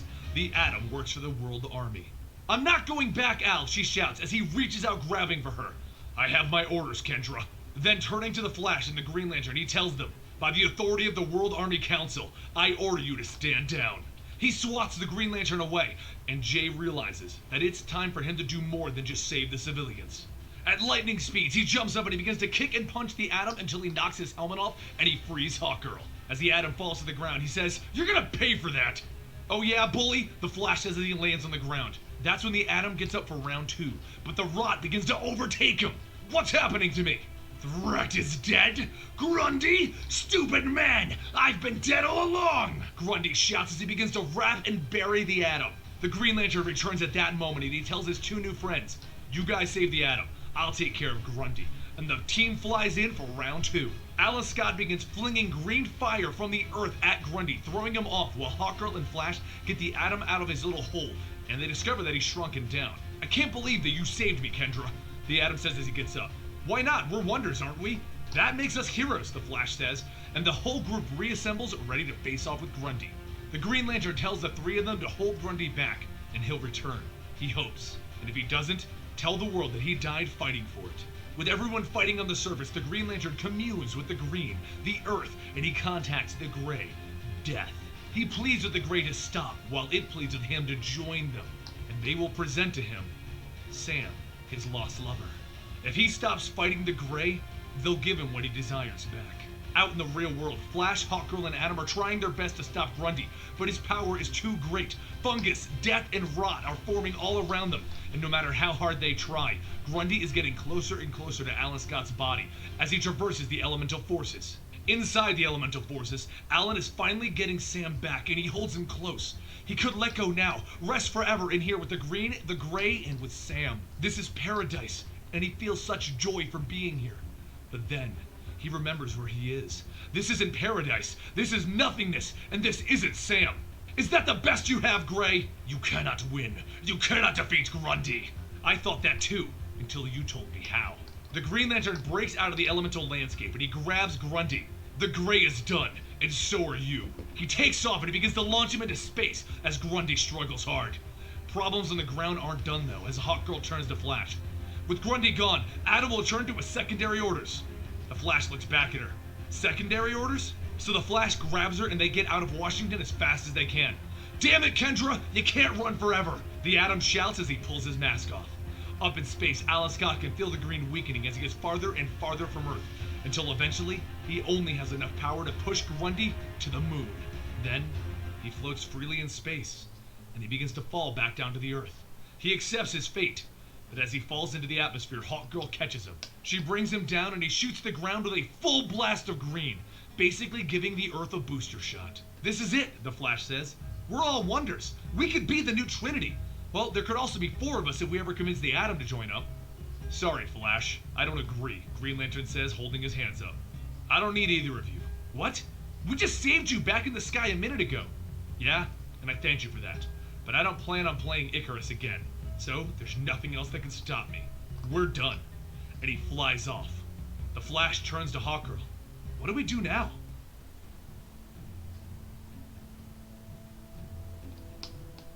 Green Lantern.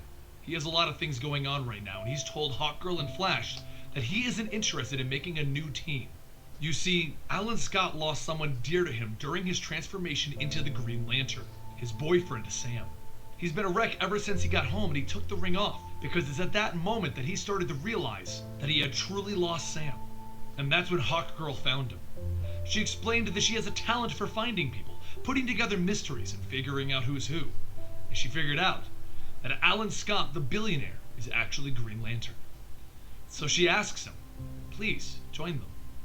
And Alan tells her that he has always been a man who follows his own path. He doesn't do team. So she fires a dart through the picture of Sam. You're just a target without your ring, Alan. She takes off into the skies, leaving only a feather behind. Meanwhile, the World Army is preparing for their own endeavors, and they want the Wonders to work for them. And if they won't, they'll build some, like Red Tornado. And on the other side of the world, the Darkseid's troops that were left behind when Batman blew up their tower, they're starting to build a new army under Steppenwolf, with the daughter of Wonder Woman, Fury, by his side. Things are starting to move along in the world of Earth 2. So Hawkgirl returns to her friend Khalil because she needs to convince him to put back on the helmet, to bring out his powers, to bring out the one known as Nabu. But Khalil tells her that it wasn't him that foretold the location of the Flash or that the Green Lantern was coming. It was Nabu.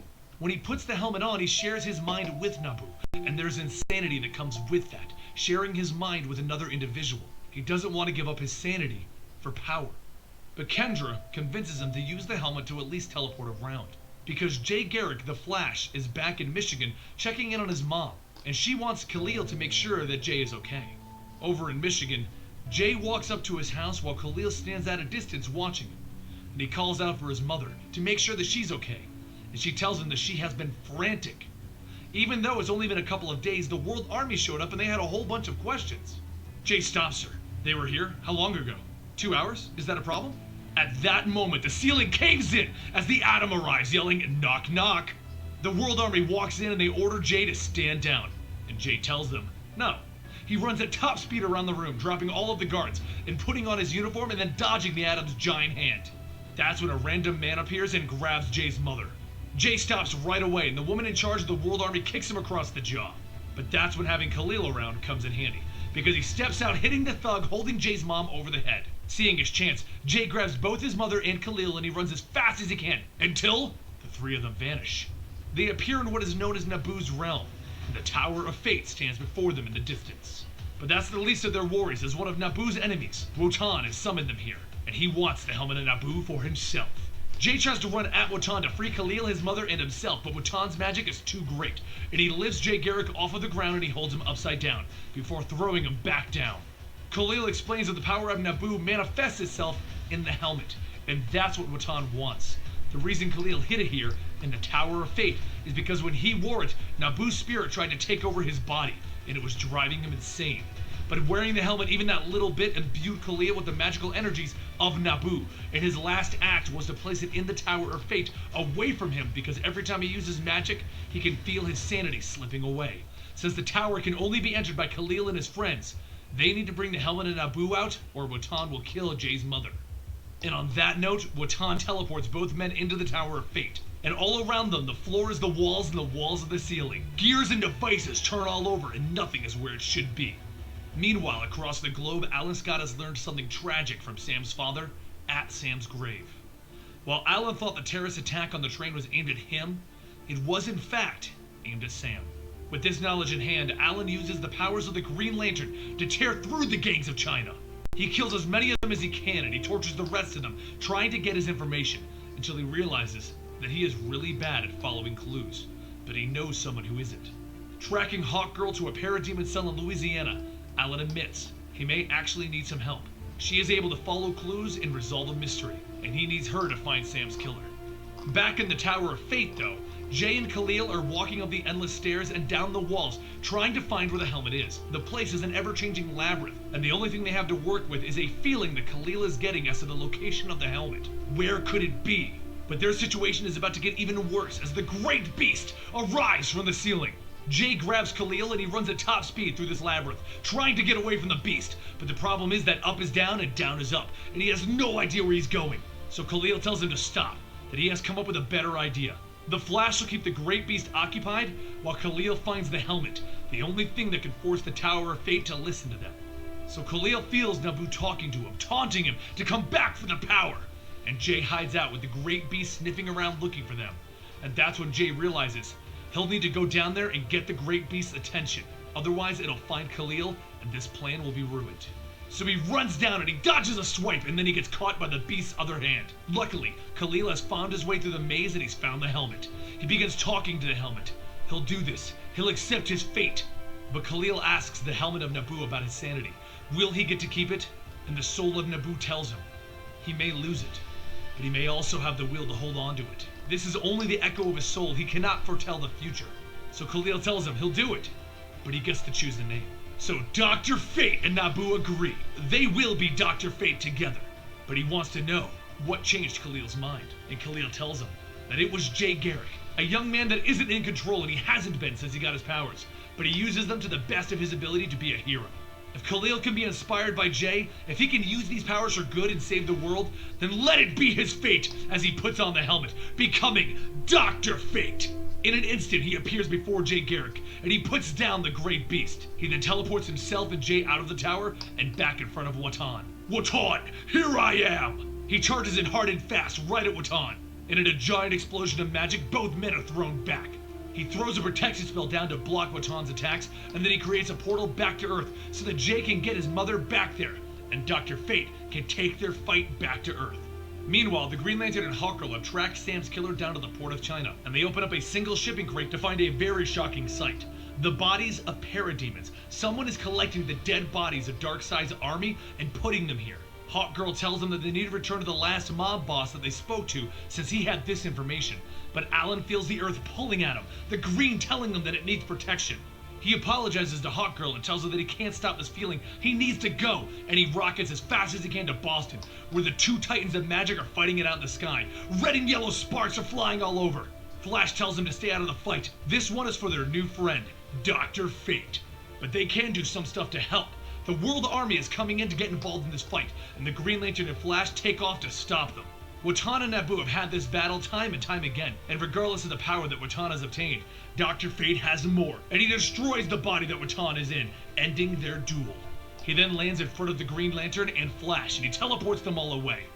They all go to Alan Scott's tower in the middle of New York, where he has decided to help Jay and his mother fix their image problems with the World Army, and they can stay in the tower with him until they can go back to the public, and maybe they can all be a team now, because he's starting to realize he could use some help.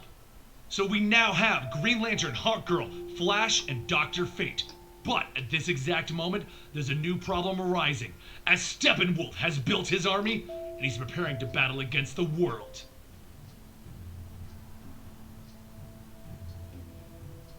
Steppenwolf is beginning to build his army to conquer this planet since Darkseid wasn't around. The World Army is preparing for it by deciding that they need new recruits to battle against Steppenwolf. But while they discuss this, there is one individual that everyone thought was dead. Batman! But it's not the Batman that died. It's a new one that took the cowl. And 72 hours ago, he was fighting Mr. Icicle. He blasted Batman with a shot from his cold gun, and Batman dodged it, throwing a bola at Mr. Icicle. Then, after taking a full blast to the chest, he used a tool to heat it back up and remove the ice. Mr. Icicle then shoots at Batman again, and he saves the hostages before knocking Mr. Icicle out of a window and onto a rooftop where he grabs him and demands to know what he knows. Mr. Icicle explains that he was told by Kanto to prepare. All villains were. Kanto and Steppenwolf are both children of Darkseid, and while Steppenwolf is trying to function on his own ever since the boom tubes were called back, Kanto has been working towards Darkseid's plan still. So this new Batman decides that he needs to speak to this Hawkgirl and get the new Wonders involved. Meanwhile, Mr. Miracle and Big Barda, two individuals from the New Gods, just like Steppenwolf and Darkseid, are still on Earth, trying to avoid both Steppenwolf and Kanto, except Fury, Steppenwolf's mistress and Wonder Woman's daughter, catches them. Meanwhile, Hawkgirl is trying to track down the mystery that she was on the last time we were with her. Who killed Sam? Alan Scott, also known as the Green Lantern's lover. When her snooping leads her to some Apoco rats, some of the creatures left over from Apocalypse's attempted invasion, she outmaneuvers them and manages to take out all three of them with ease and her guns, until one explodes near her head as an explosive batarang takes it out. She looks up at a nearby tree, and there sits Batman, telling her to keep following this trail. Kanto, one of the assassins of Apocalypse, is behind everything. Then, in a puff of smoke, Batman is gone. Hawkgirl can't help but question her sanity. Who was that man? Batman is dead. Followed by the next question. What was Sam involved with that got him mixed up with Apocalypse? But across the globe, there's more important things starting. A war is beginning with the World Army preparing to attack Steppenwolf's army. Except, the Wonders have arrived! Green Lantern, Flash, and Dr. Fate come in prepared to end this battle before it can even start. While they're doing a great job dropping everyone in their way, that's not what matters. They're just here to get back at Steppenwolf for everything he's done for Darkseid. This is Dr. Fate, a man of magic and wonder, the Flash, fastest man alive, and the Green Lantern, the avatar of the green and the earth itself. Except the World Army would like to know, what do they think they're doing? Considering that they're working independently, didn't they even consider for a moment that this might be causing problems for things that the World Army already has in place? But the man with the bow says to Dodds, the leader of the World Army, that he thinks they should kill them now. Flash tells Robin Hood to try, and he corrects him. My name is Red Arrow. But the Green Lantern stops the arguing. How about we follow your lead, Dodds? At that moment, one of the World Army troops explodes from a hit by Brutal. Everyone gets back to work fighting Steppenwolf's forces, with Adam holding back Brutal, and Green Lantern going in for the hit, except Brutal breaks free and spills the Green Lantern's blood. Just then, Dr. Fate is trying to throw everything at the Beguiler, but she throws everything back at him, throwing him to the ground. And Bedlam has the Red Arrow shooting at the Flash by turning everyone against everyone. In the end, the World Army and the Wonders can't beat Steppenwolf's forces, and once all of the heroes are beaten, Steppenwolf's forces head off to continue their war, leaving Flash to wonder, why did they leave everyone alive? Meanwhile, across the globe, Hawkgirl is looking for answers, and as she lands on the rooftop of a casino in Morocco, she finds herself disoriented by a violin and captured in a net. And in other parts of the world, Mr. Miracle is trying to save Big Barda from Fury. He grabs Fury's attention and he tells Barda to make a break for it. Tell Batman what they found today, and he'll keep Fury busy. Don't worry, he'll find Barda again, he will. Barda tells him that he better and she makes a break for it while Mr. Miracle wrestles with Fury. But their fight is interrupted by Red Tornado, telling them to both yield before the World Army. Back on the battlefield, the war is in full swing as Steppenwolf drops all of the World Army's troops before they can do anything else. Death and destruction are in his wake. To make matters worse, his trio of Brutal, Beguiler, and Bedlam are wrecking anyone that he happens to miss. And as he destroys the main World Army ship, the team leader, Amar Khan, and Mr. Terrific have to jump to safety. But the Wonders are all beginning to wake up, and since Dr. Fate has healed them, they are all prepared for round 2. That's when Dodds gets the order that the invasion has failed. Steppenwolf has destroyed everything. They are to get all of the survivors out of there and evacuate. So Green Lantern, Flash, and Dr. Fate change their mission to help, except the Green Lantern sees Steppenwolf, so he flies straight over to sucker punch him, only to be hit in the back by Brutal. Both Steppenwolf and Brutal begin to beat the Green Lantern senselessly over and over. With his victory in hand, Steppenwolf sees a camera nearby and he steps over to it. Hear this. When I first led the armies of Apocalypse, I did so in the name of Darkseid, but with the gateways closed, I am now Steppenwolf, your master. And that's when Brutal comes out of nowhere and splits Steppenwolf in two! Idiot. We are not his dogs. We will conquer Earth. For Darkseid! Then Brutal's armor breaks away, revealing Superman! He is now working for Darkseid, and he is here to conquer the planet! Dodd sees the situation and he tells everyone, it's time to go. Just as Superman begins to split the planet!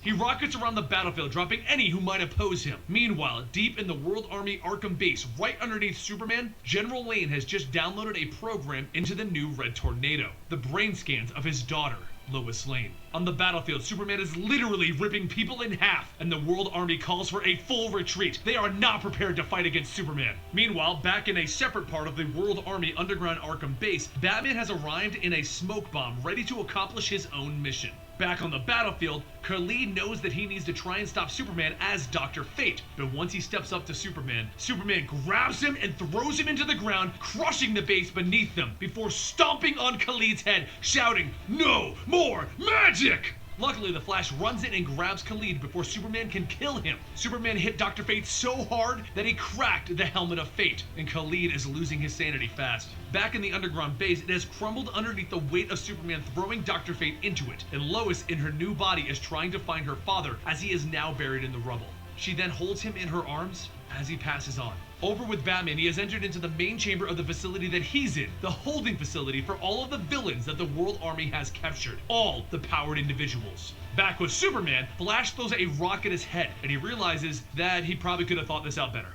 Deep down in the Arkham tunnels, Lois tackles Batman and asks him what he's doing. And did he beat up the guards outside of the door? He then grabs her robotic hand and snaps it, pushing her to the ground. She can only ask, "How? What happened to you, Bruce?" And Batman stops. "Bruce?" Using that chance, Major Sato, one of the World Army soldiers, shoots Batman in the head, and Lois turns around asking, "What's going on?" They both look back at Batman's body, and he's gone, and he's opening one of the cells. Major Sato tells him to stop. Does he even know what she's capable of? And the woman in the chamber grabs Batman by the throat. It is Aquawoman, Queen of the Seas! And Batman tells her that they are her friends. Meanwhile, the Flash is leading Superman on a chase around the world to get him away from the battlefield and the World Army's Arkham base. He's trying to allow them to retreat. Flash is faster than Superman, but Superman now has Omega Beams that hit Flash in the back, allowing Superman to catch him. Upside down, the Flash asks him, "What happened to you? I have your poster on my wall." "Always nice to meet a fan," Superman tells him, and then he breaks the Flash's ankle. While this is happening, Dodson, Mr. Terrific, and Terry Sloan and the rest of the World Army are saving who they can from the crumbled part of the Arkham facility as Superman comes back to them holding the Flash upside down. "Sloan and Mr. Terrific, Darkseid has a use for you. You see, you two are the smartest individuals on this planet." Meanwhile, Batman is freeing more individuals from their chambers in the Arkham facility a few doors away.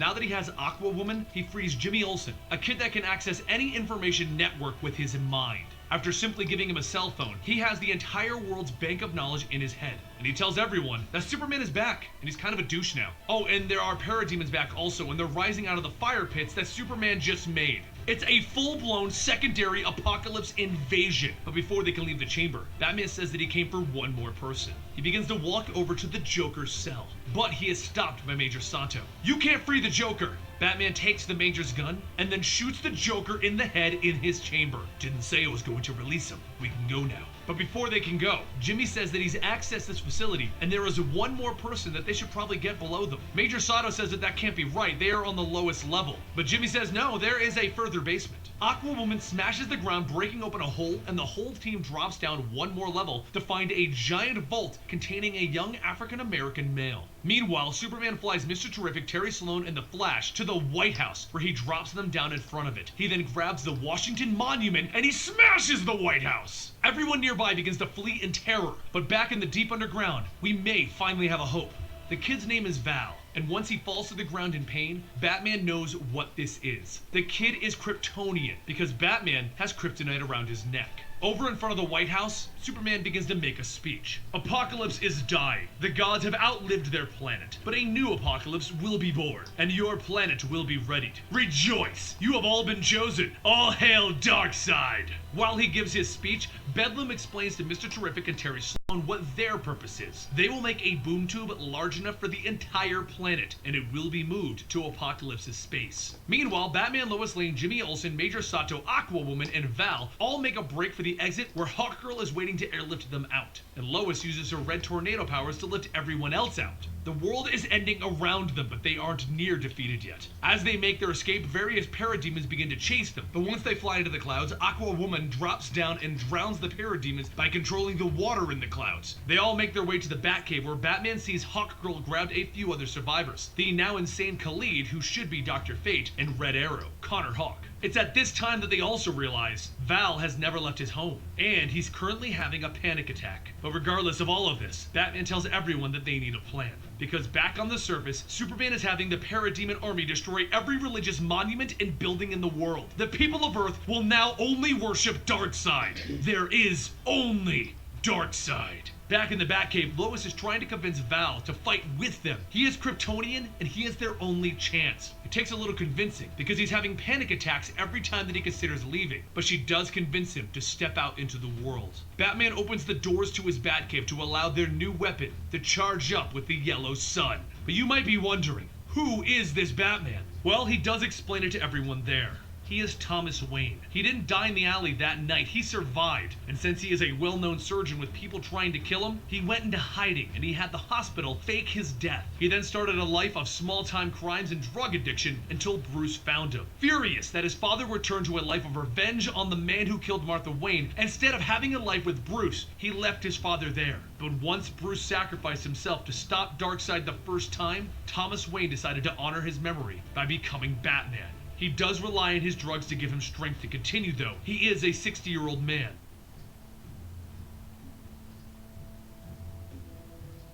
The World Army tries to escape through one of Sandman's portals, but Adam tells him that he'll stall Superman to buy them some time. Superman then grabs Adam by the arm, and using his heat vision, he cuts off Adam's giant arm. He then begins to beat Adam with his own arm until he is unconscious. Jimmy Olsen in the Batcave gets reports that Superman has flown around the world stopping the World Army in every major city of the world. They have failed. Dr. Fate then screams out from the corner of the cave about crumbles and an exodus. You see, Superman has crushed and cracked the helmet of fate, and he's been growing more and more insane since then. Red Arrow demands that they leave the cave and they do something. They can stop Superman. But Batman challenges him to face off with Superman using a weapon from 500 years ago. He would be useful if they were attacking Batman's castle or something. Everyone is frustrated. They don't have a plan of attack and they can't think of a way to stop Superman. So Major Sato suggests a final fallback. The World Army has been using the island of Amazonia as their fallback home. It's been shrouded from the world in magic, and it's the last bastion of hope.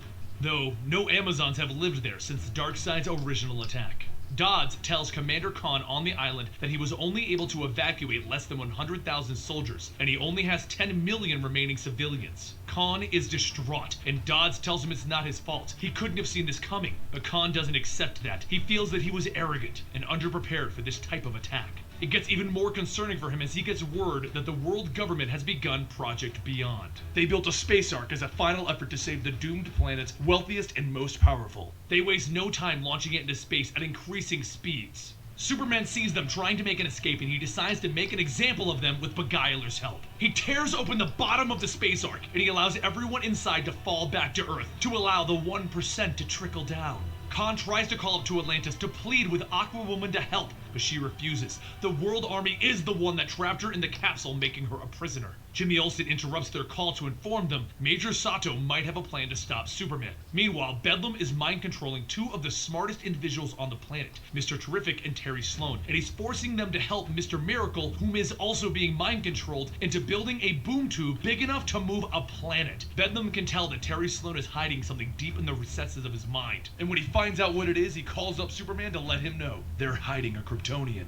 He flies to the location that they are being kept and he grabs Terry by the throat, demanding to know about the Kryptonian. Bedlam tells him to stop. They need Sloan, and they've got all of the information already. The Kryptonian's name is Val-Zod, and he was sent from Krypton at the same time as Superman, but he ended up here much later for some reason, and Sloan is the one who found him. He was placed into the Arkham facility, but he was taken from it. Bedlam then shows Superman a camera image of Aquawoman and Batman. That's impossible. This man is our greatest threat! Back at the Batcave, Lois Lane is trying to teach Val-Zod about his powers, because once he arrived, he was locked up deep underground. He never saw sunlight, and he never knew that he had powers. But as he's getting a handle on simple flying, parademons arrive with Superman leading the charge. He whips past Lois and Hawkgirl and he buries Val-Zod into the ground. He then prepares to begin beating on him when Lois Lane stands in front of him. Clark, it's Lois! He pauses for the first time since the invasion, and the fury in his eyes begins to lift. Put him down, Clark! Superman doesn't know what to do, so he drops Val-Zod on the ground. But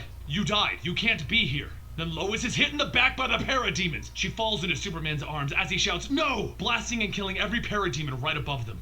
Lois Lane can't believe that Superman is now killing. So Val-Zod and Hawkgirl go to safety, and Lois leaves with Superman. But before Val-Zod and Hawkgirl can get to safety, more parademons arrive and they begin blasting them. So Val covers Hawkgirl with his body, taking all of the hits, until the Green Lantern appears to make a shield and protect them. Hawkgirl looks up to him in shock. Everyone thought that he died when Superman and Steppenwolf beat him. But then the Green Lantern blasts all of the parademons. Yeah, I can't tell you how much that pissed me off. Superman brings Lois back to the Kent farm in Kansas, to his parents. He's acting weird, like he's trying to be his old self.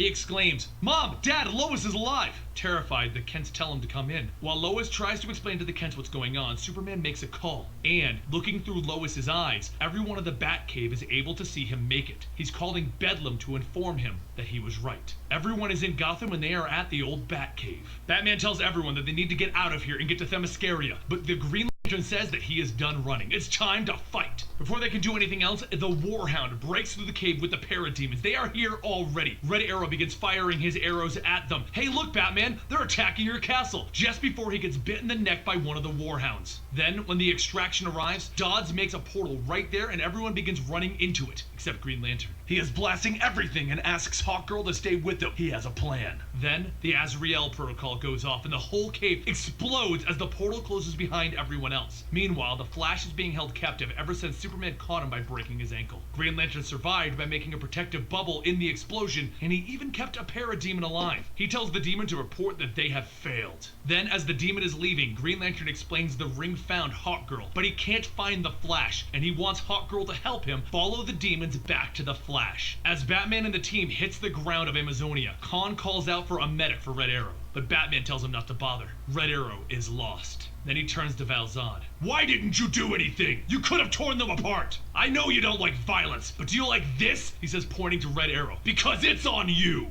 Val steps away from a very angry Batman and Jimmy chases after him. "Thomas Wayne, I know who you are. I get that you can't fight back either because you didn't have your super strength formula, but Val couldn't either. But he sure as hell was doing what he could to protect us. Frankly, someone that powerful choosing non-violence is incredible. And being a doctor, you just yelling at someone for caring about life is stupid. You need to stop being so damn negative. I was seriously considering becoming your new Robin, but if that's gonna happen, we need to talk about your attitude." While this is going on, the Green Lantern and Hawkgirl follow the parademon back to the White House, where there are legions of parademons. Hawkgirl begins looking for Jay, while Green Lantern makes a distraction and begins fighting all of the parademons himself. It doesn't take long for her to find him and get him out of there, allowing the original three Wonders to reunite: Green Lantern, Hawkgirl, and Flash. But back on Amazonia, Jimmy Olsen goes to chat with Val. He tells him Batman was wrong. Connor Hawke wasn't his fault. Then he asks what he's hiding underneath that hoodie. Nothing. Well, I have a photographic memory, and I know you haven't taken that thing off since we got you out. Don't you think it's time for a change of clothes? Yeah,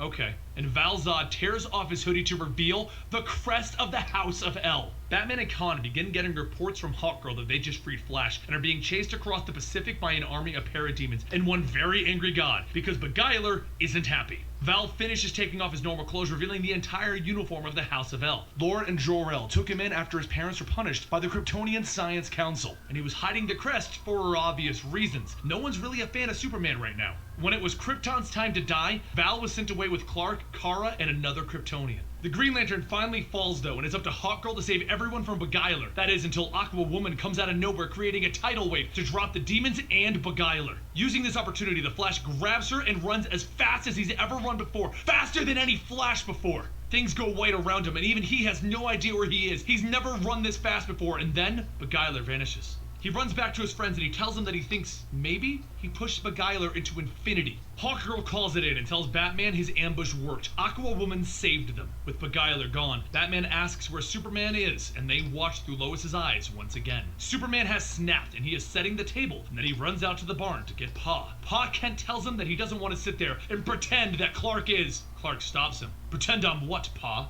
Come inside and show Lois some hospitality. You and Ma are too old to be of use to Darkseid when he arrives, so let's enjoy this while we can." They sit down and they begin eating chicken, and Jonathan Kent has had enough. He stands up and he shouts, "Screw Darkseid! I'm tired of being afraid." Superman stands up and he blasts Jonathan Kent into dust. Lois then stands up. "You can't be him! Clark would never have done that!" Superman is in shock. "Don't say that! I love you!"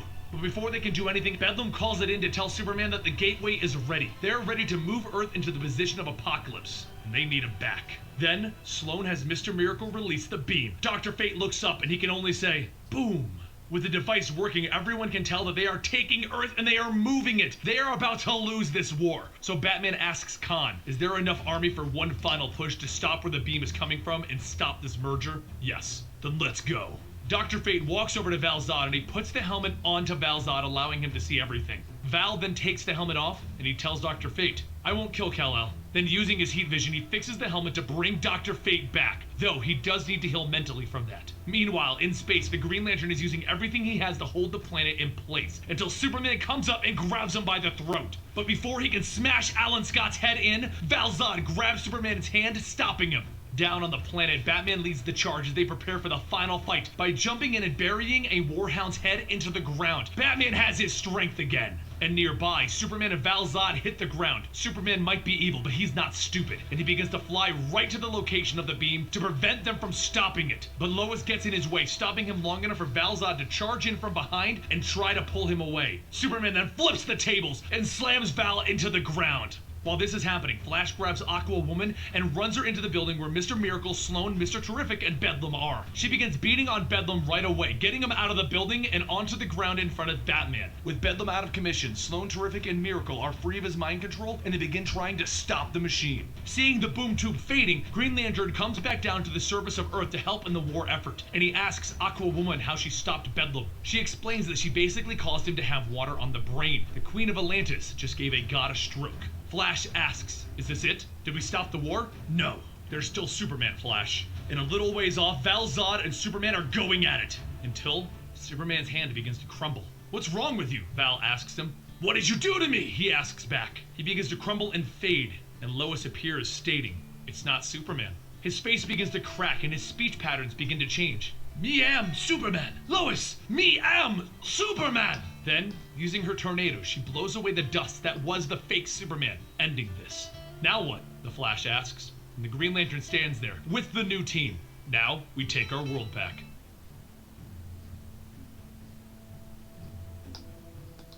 Constantine stands up surrounded by parademons, realizing that he isn't home any longer. Suddenly, a flash of light forms around him, killing all of the parademons, and in front of him is Watan, one of Dr. Fate's villains. He tells Constantine that he knows that he is a world walker, capable of leaving this dimension, and since this world is ending, he would like to leave now. Constantine pulls out a trinket to try and fight back, but Watan destroys it in his hands, leaving him with very little options. Meanwhile, over in Liverpool, England, the John Constantine of this world is sitting with his friends, having a final pint before the end of the world. They all comment how they won't get to live their lives, and this is truly the end. And that's when John stands up and he braces himself on the table. Over with Constantine, he feels the same wooziness and he hits the ground. Looking up at Watan, he asks him, what did you call me? World Walker? So Watan explains that Constantine has crossed between the universes, walking the road of the gods to this dying world. He then grabs a hold of Constantine and he realizes that Constantine couldn't have sent himself here. Some truly powerful magician must have. Watan begins to cast a spell on him to turn him into the Gateway, but Constantine offers up an alternative. He claims that he knows how to cast the spell, so if Watan lets him live, he can make things a whole lot easier and he doesn't have to die. Watan is suspicious, but he does agree. Meanwhile, over in Liverpool, John hits the ground in an immense amount of pain. Constantine, back with Watan, puts his feet on the ground, lights a cigarette, and he begins to start the incantation. While in Liverpool, John begins to clutch his chest. The spell begins to open up a gateway through Constantine all the way to John. And seeing his escape from this doomed world, Watan begins to pass through it. But since there are two John Constantines in this world, the gateway is looping back on itself, and Watan is on his way to Liverpool, creating a bridge from Constantine to John. Then Constantine begins to close the gateway with Watan halfway through it, cutting him in half, with his head bouncing off the ground in front of John and his friends. Using Watan's blood, Constantine starts to prepare some magic, because with two John Constantines in one place, he honestly has no idea what will happen if he tries to leave this world. He will need all of John Constantine, both halves, in one spot, so he comes up with a plan. And thus, Constantine's journey begins on Earth 2. He steals a car and he begins to drive to the location of John, and while he's going there, he tells himself with fire burning around him, and the skies as dark as night, that this isn't hell. He's in another universe. None of this is real. Don't stop and help anyone. Just get to your other half and get off of this world. He sees people being beat down and cars exploding and people in dire straits, but he tells himself, ignore it. It's not real. Get off this world, Constantine. He drives as the moon breaks apart and it begins to fall around him, bringing meteors to the ground. Constantine swerves out of the way, but one of the meteors crash lands right next to him and he smashes his head on the windshield. In a dreamy haze, he can see two eyes and the sign of fate. They tell him to get to Liverpool and ignore everything. Fate will meet him there. He wakes back up and he holds a cold rag to his forehead. In front of him was another car, one that he saw earlier with a young girl in the back seat. And when he looks up, the back seat door is open. Constantine knew that this wasn't good, but he also knew that this girl wasn't real. He shouldn't save her. Be a waste of his time. Tries to convince himself to drive away. Ignore this, but he can't. He just couldn't do it. He took her headphones that were in the back seat and he followed the trail into a field where he saw her dead body and the murderer standing there with a gun. He forced the murderer to shoot himself in the head and then he left. He drove until he ran out of gas and then he walked, and eventually he found himself in his old town with the old house with the same white door. He knocked on it and the door was opened by his father, and inside he saw his father, his old friends, and John the doppelganger. John gets up off the couch and he lunges at this imposter, but once he touches Constantine, they see each other's lives, and John knows what this is. It's an alternate version of him, and this version of him is a wonder, a superhero. He can save them all. So Constantine sits with his alternate world family and he tells them that he's going to save them all. And at that moment, the doors and the windows break open and random thugs come crashing in. So Constantine hits the streets telling everyone to run and follow him. They run into men in SWAT outfits launching tear gas, but as they pull through it together, they make their way to an old brick factory. There, Constantine gets himself all bandaged up and he explains how bad this really is. Darkseid is known for his cruel nature, and he won't allow anyone to escape. So he needs to place a protection circle on the ground, one to save them all before he can cast a spell to get everyone out of this dimension. The problem is, though, there are 2 John Constantines, and it's continuing to ruin Constantine's magic. So they put down the protection circles, and Constantine explains to everyone that if they do this, there will be a cost, and no one knows what it is, but there will always be a cost that they'll have to pay. And once they start, it'll summon anyone in tune with magic to their location. Once he starts his spells, it begins to work right away, because Dr. Fate arrives, asking to speak with the World Walker. He lands in front of everyone, demanding that Constantine open the door. This planet is under siege, but Constantine hesitates. He knows what he'll need to do, and he isn't sure if he should. He has to kill his doppelganger or himself. If he kills his doppelganger, he'll be killing a better man than himself. But if he kills himself, he'll be doing it to save the alternate world versions of his family. Is it worth it? Are they real? He ponders this while taking a drag off his cigarette, and Fate sees what's going on. The 2 John Constantine souls are intertwined. He offers Constantine the use of the Helmet of Fate. If he puts it on, he can untangle their souls and save everyone. But this will just make Constantine a slave to Nabu, just as Khalid is underneath that helmet right now. He isn't ready to give himself up to Nabu and the helmet. At that moment, the parademons begin to crash through the ceiling, and Fate begins to use everything he has to try and stop it. While blasting the parademons, John of Earth 2 puts it together, and he asks Constantine, "Is it me? Am I the one causing the problems?" Everyone starts to fall around him, the family that he never had, the good people. And it's all because Constantine won't kill himself. He knows what he should do, but will he? Will he do it? Or will he take the helmet? But Constantine is not a good man, and he decides no.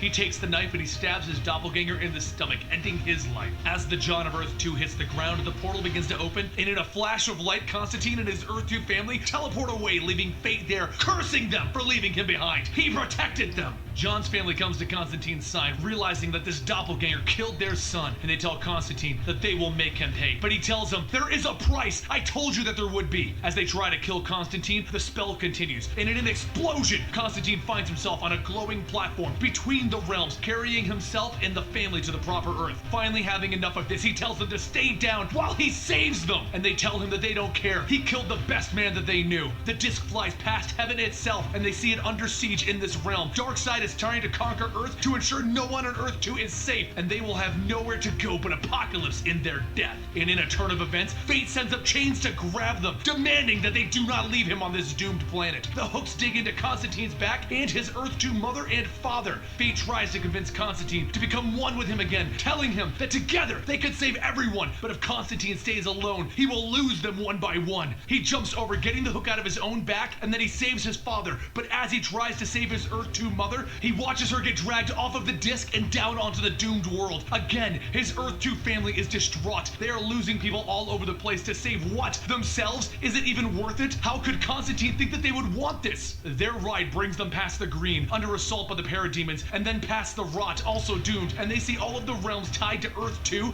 and they see that Darkseid is about to rule everything. But they aren't home free yet. Constantine begins to feel something in his mind, something giving him a headache, and it's something that sees him, something that they didn't want want to follow them through this journey. As they arrive on the proper Earth that Constantine started for, with a multitude of survivors that he managed to pick up with his spell, the voice reveals itself to be Darkseid himself. He reaches a hand through the road between worlds, and his hand reaches out for Constantine, demanding to know where he's gone. But that's when something else gets his attention. What world is this? Where did Constantine take everyone? Constantine starts to drop the other survivors into Darkseid's path as decoys, and then he realizes he needs to perform one last trick. It's the only way to save who he can. He lets his magic consume him, and he lets it take over his entirety. And then John Constantine died in space as he threw all of the survivors to the planet Earth. But it's not the truth. He used everything he had for one last trick. He made Darkseid think that this universe was one that he had already conquered, and that it was a dead universe. But once he saw Constantine dead and the universe consumed, Darkseid turned away. Constantine himself floated through space, and then he entered the orbit of the planet, and he came crashing down next to his Earth 2 family. His alternate Earth 2 father pulls a gun on him, and he tells him to look at him so that he can shoot him. And Constantine turns to him, telling him, "I saved you, yeah? I never did anything with my sodden life, but I did this." And his alternate father tells him, "You didn't save Marianne, and since you didn't, I would rather be dead." So Constantine takes the gun, and he holds it to his forehead. "I told you if we did this, it would cost us something. Everything costs something. So do it. Pull the bloody trigger." His alternate father turns away. He can't do it. So the alternate John's girlfriend walks over, takes the gun, telling everyone that she can do it, and she pulls the trigger. But it was another trick. John Constantine teleported away to the nearby cliffside. The Earth 2 family looked around, and they saw that the other survivors that he had saved hadn't made it. And they decided that it was time to figure out what to do next. They were saved from Darkseid, and Constantine looked down from the cliffside that he was on at the beach that they were standing on before lighting a cigarette. He went back to New York to take a seat at the bar, because the life of John Constantine is as crappy as it will always be.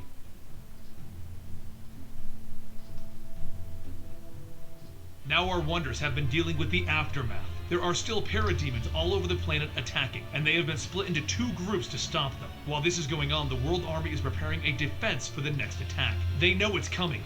The Flash is running around the world gathering intel from every location, since communications around the world were destroyed in the second invasion. As the Flash runs into the Chicago stronghold, we see three individuals in refuge: Dick Grayson, Barbara Grayson, his wife, and their son Johnny. Things are bad. The entire world is in ruins, and everyone is trying to recover from the destruction. But Grayson's goal is to keep his family safe. Nothing will change that.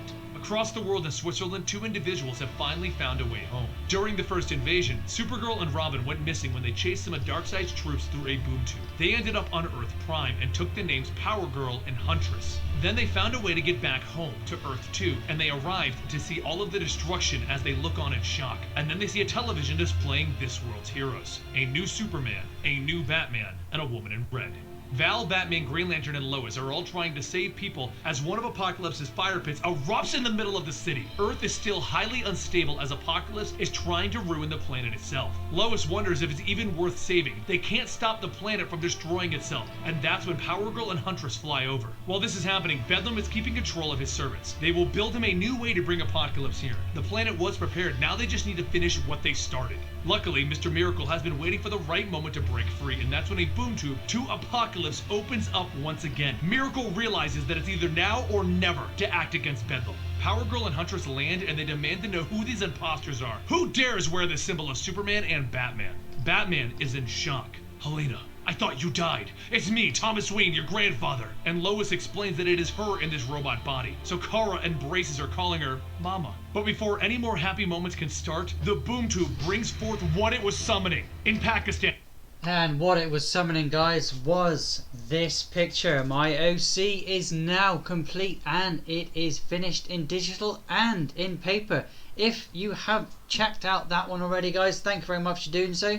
But if you haven't already and you want to see where this picture began, don't forget to go and click the videos that links that will appear at the end of the video. Otherwise, guys, thank you very much for watching. Again, hopefully you did enjoy the comic story in the background, and hopefully I've shown you all the textures that I've used. If again you want to see every stage of this from the paper version to the digital finished right now, then don't forget to go and check it out in the videos in the playlists up above. I'll just give you one more time that I'm Blut084, BLUT084 Art and Games. You can see this over on Instagram for full reveals over on Sundays. Every Sunday I hold a vote. Don't forget to vote for your next picture. Otherwise, bye now. And bye bye. And see you. Thanks for watching.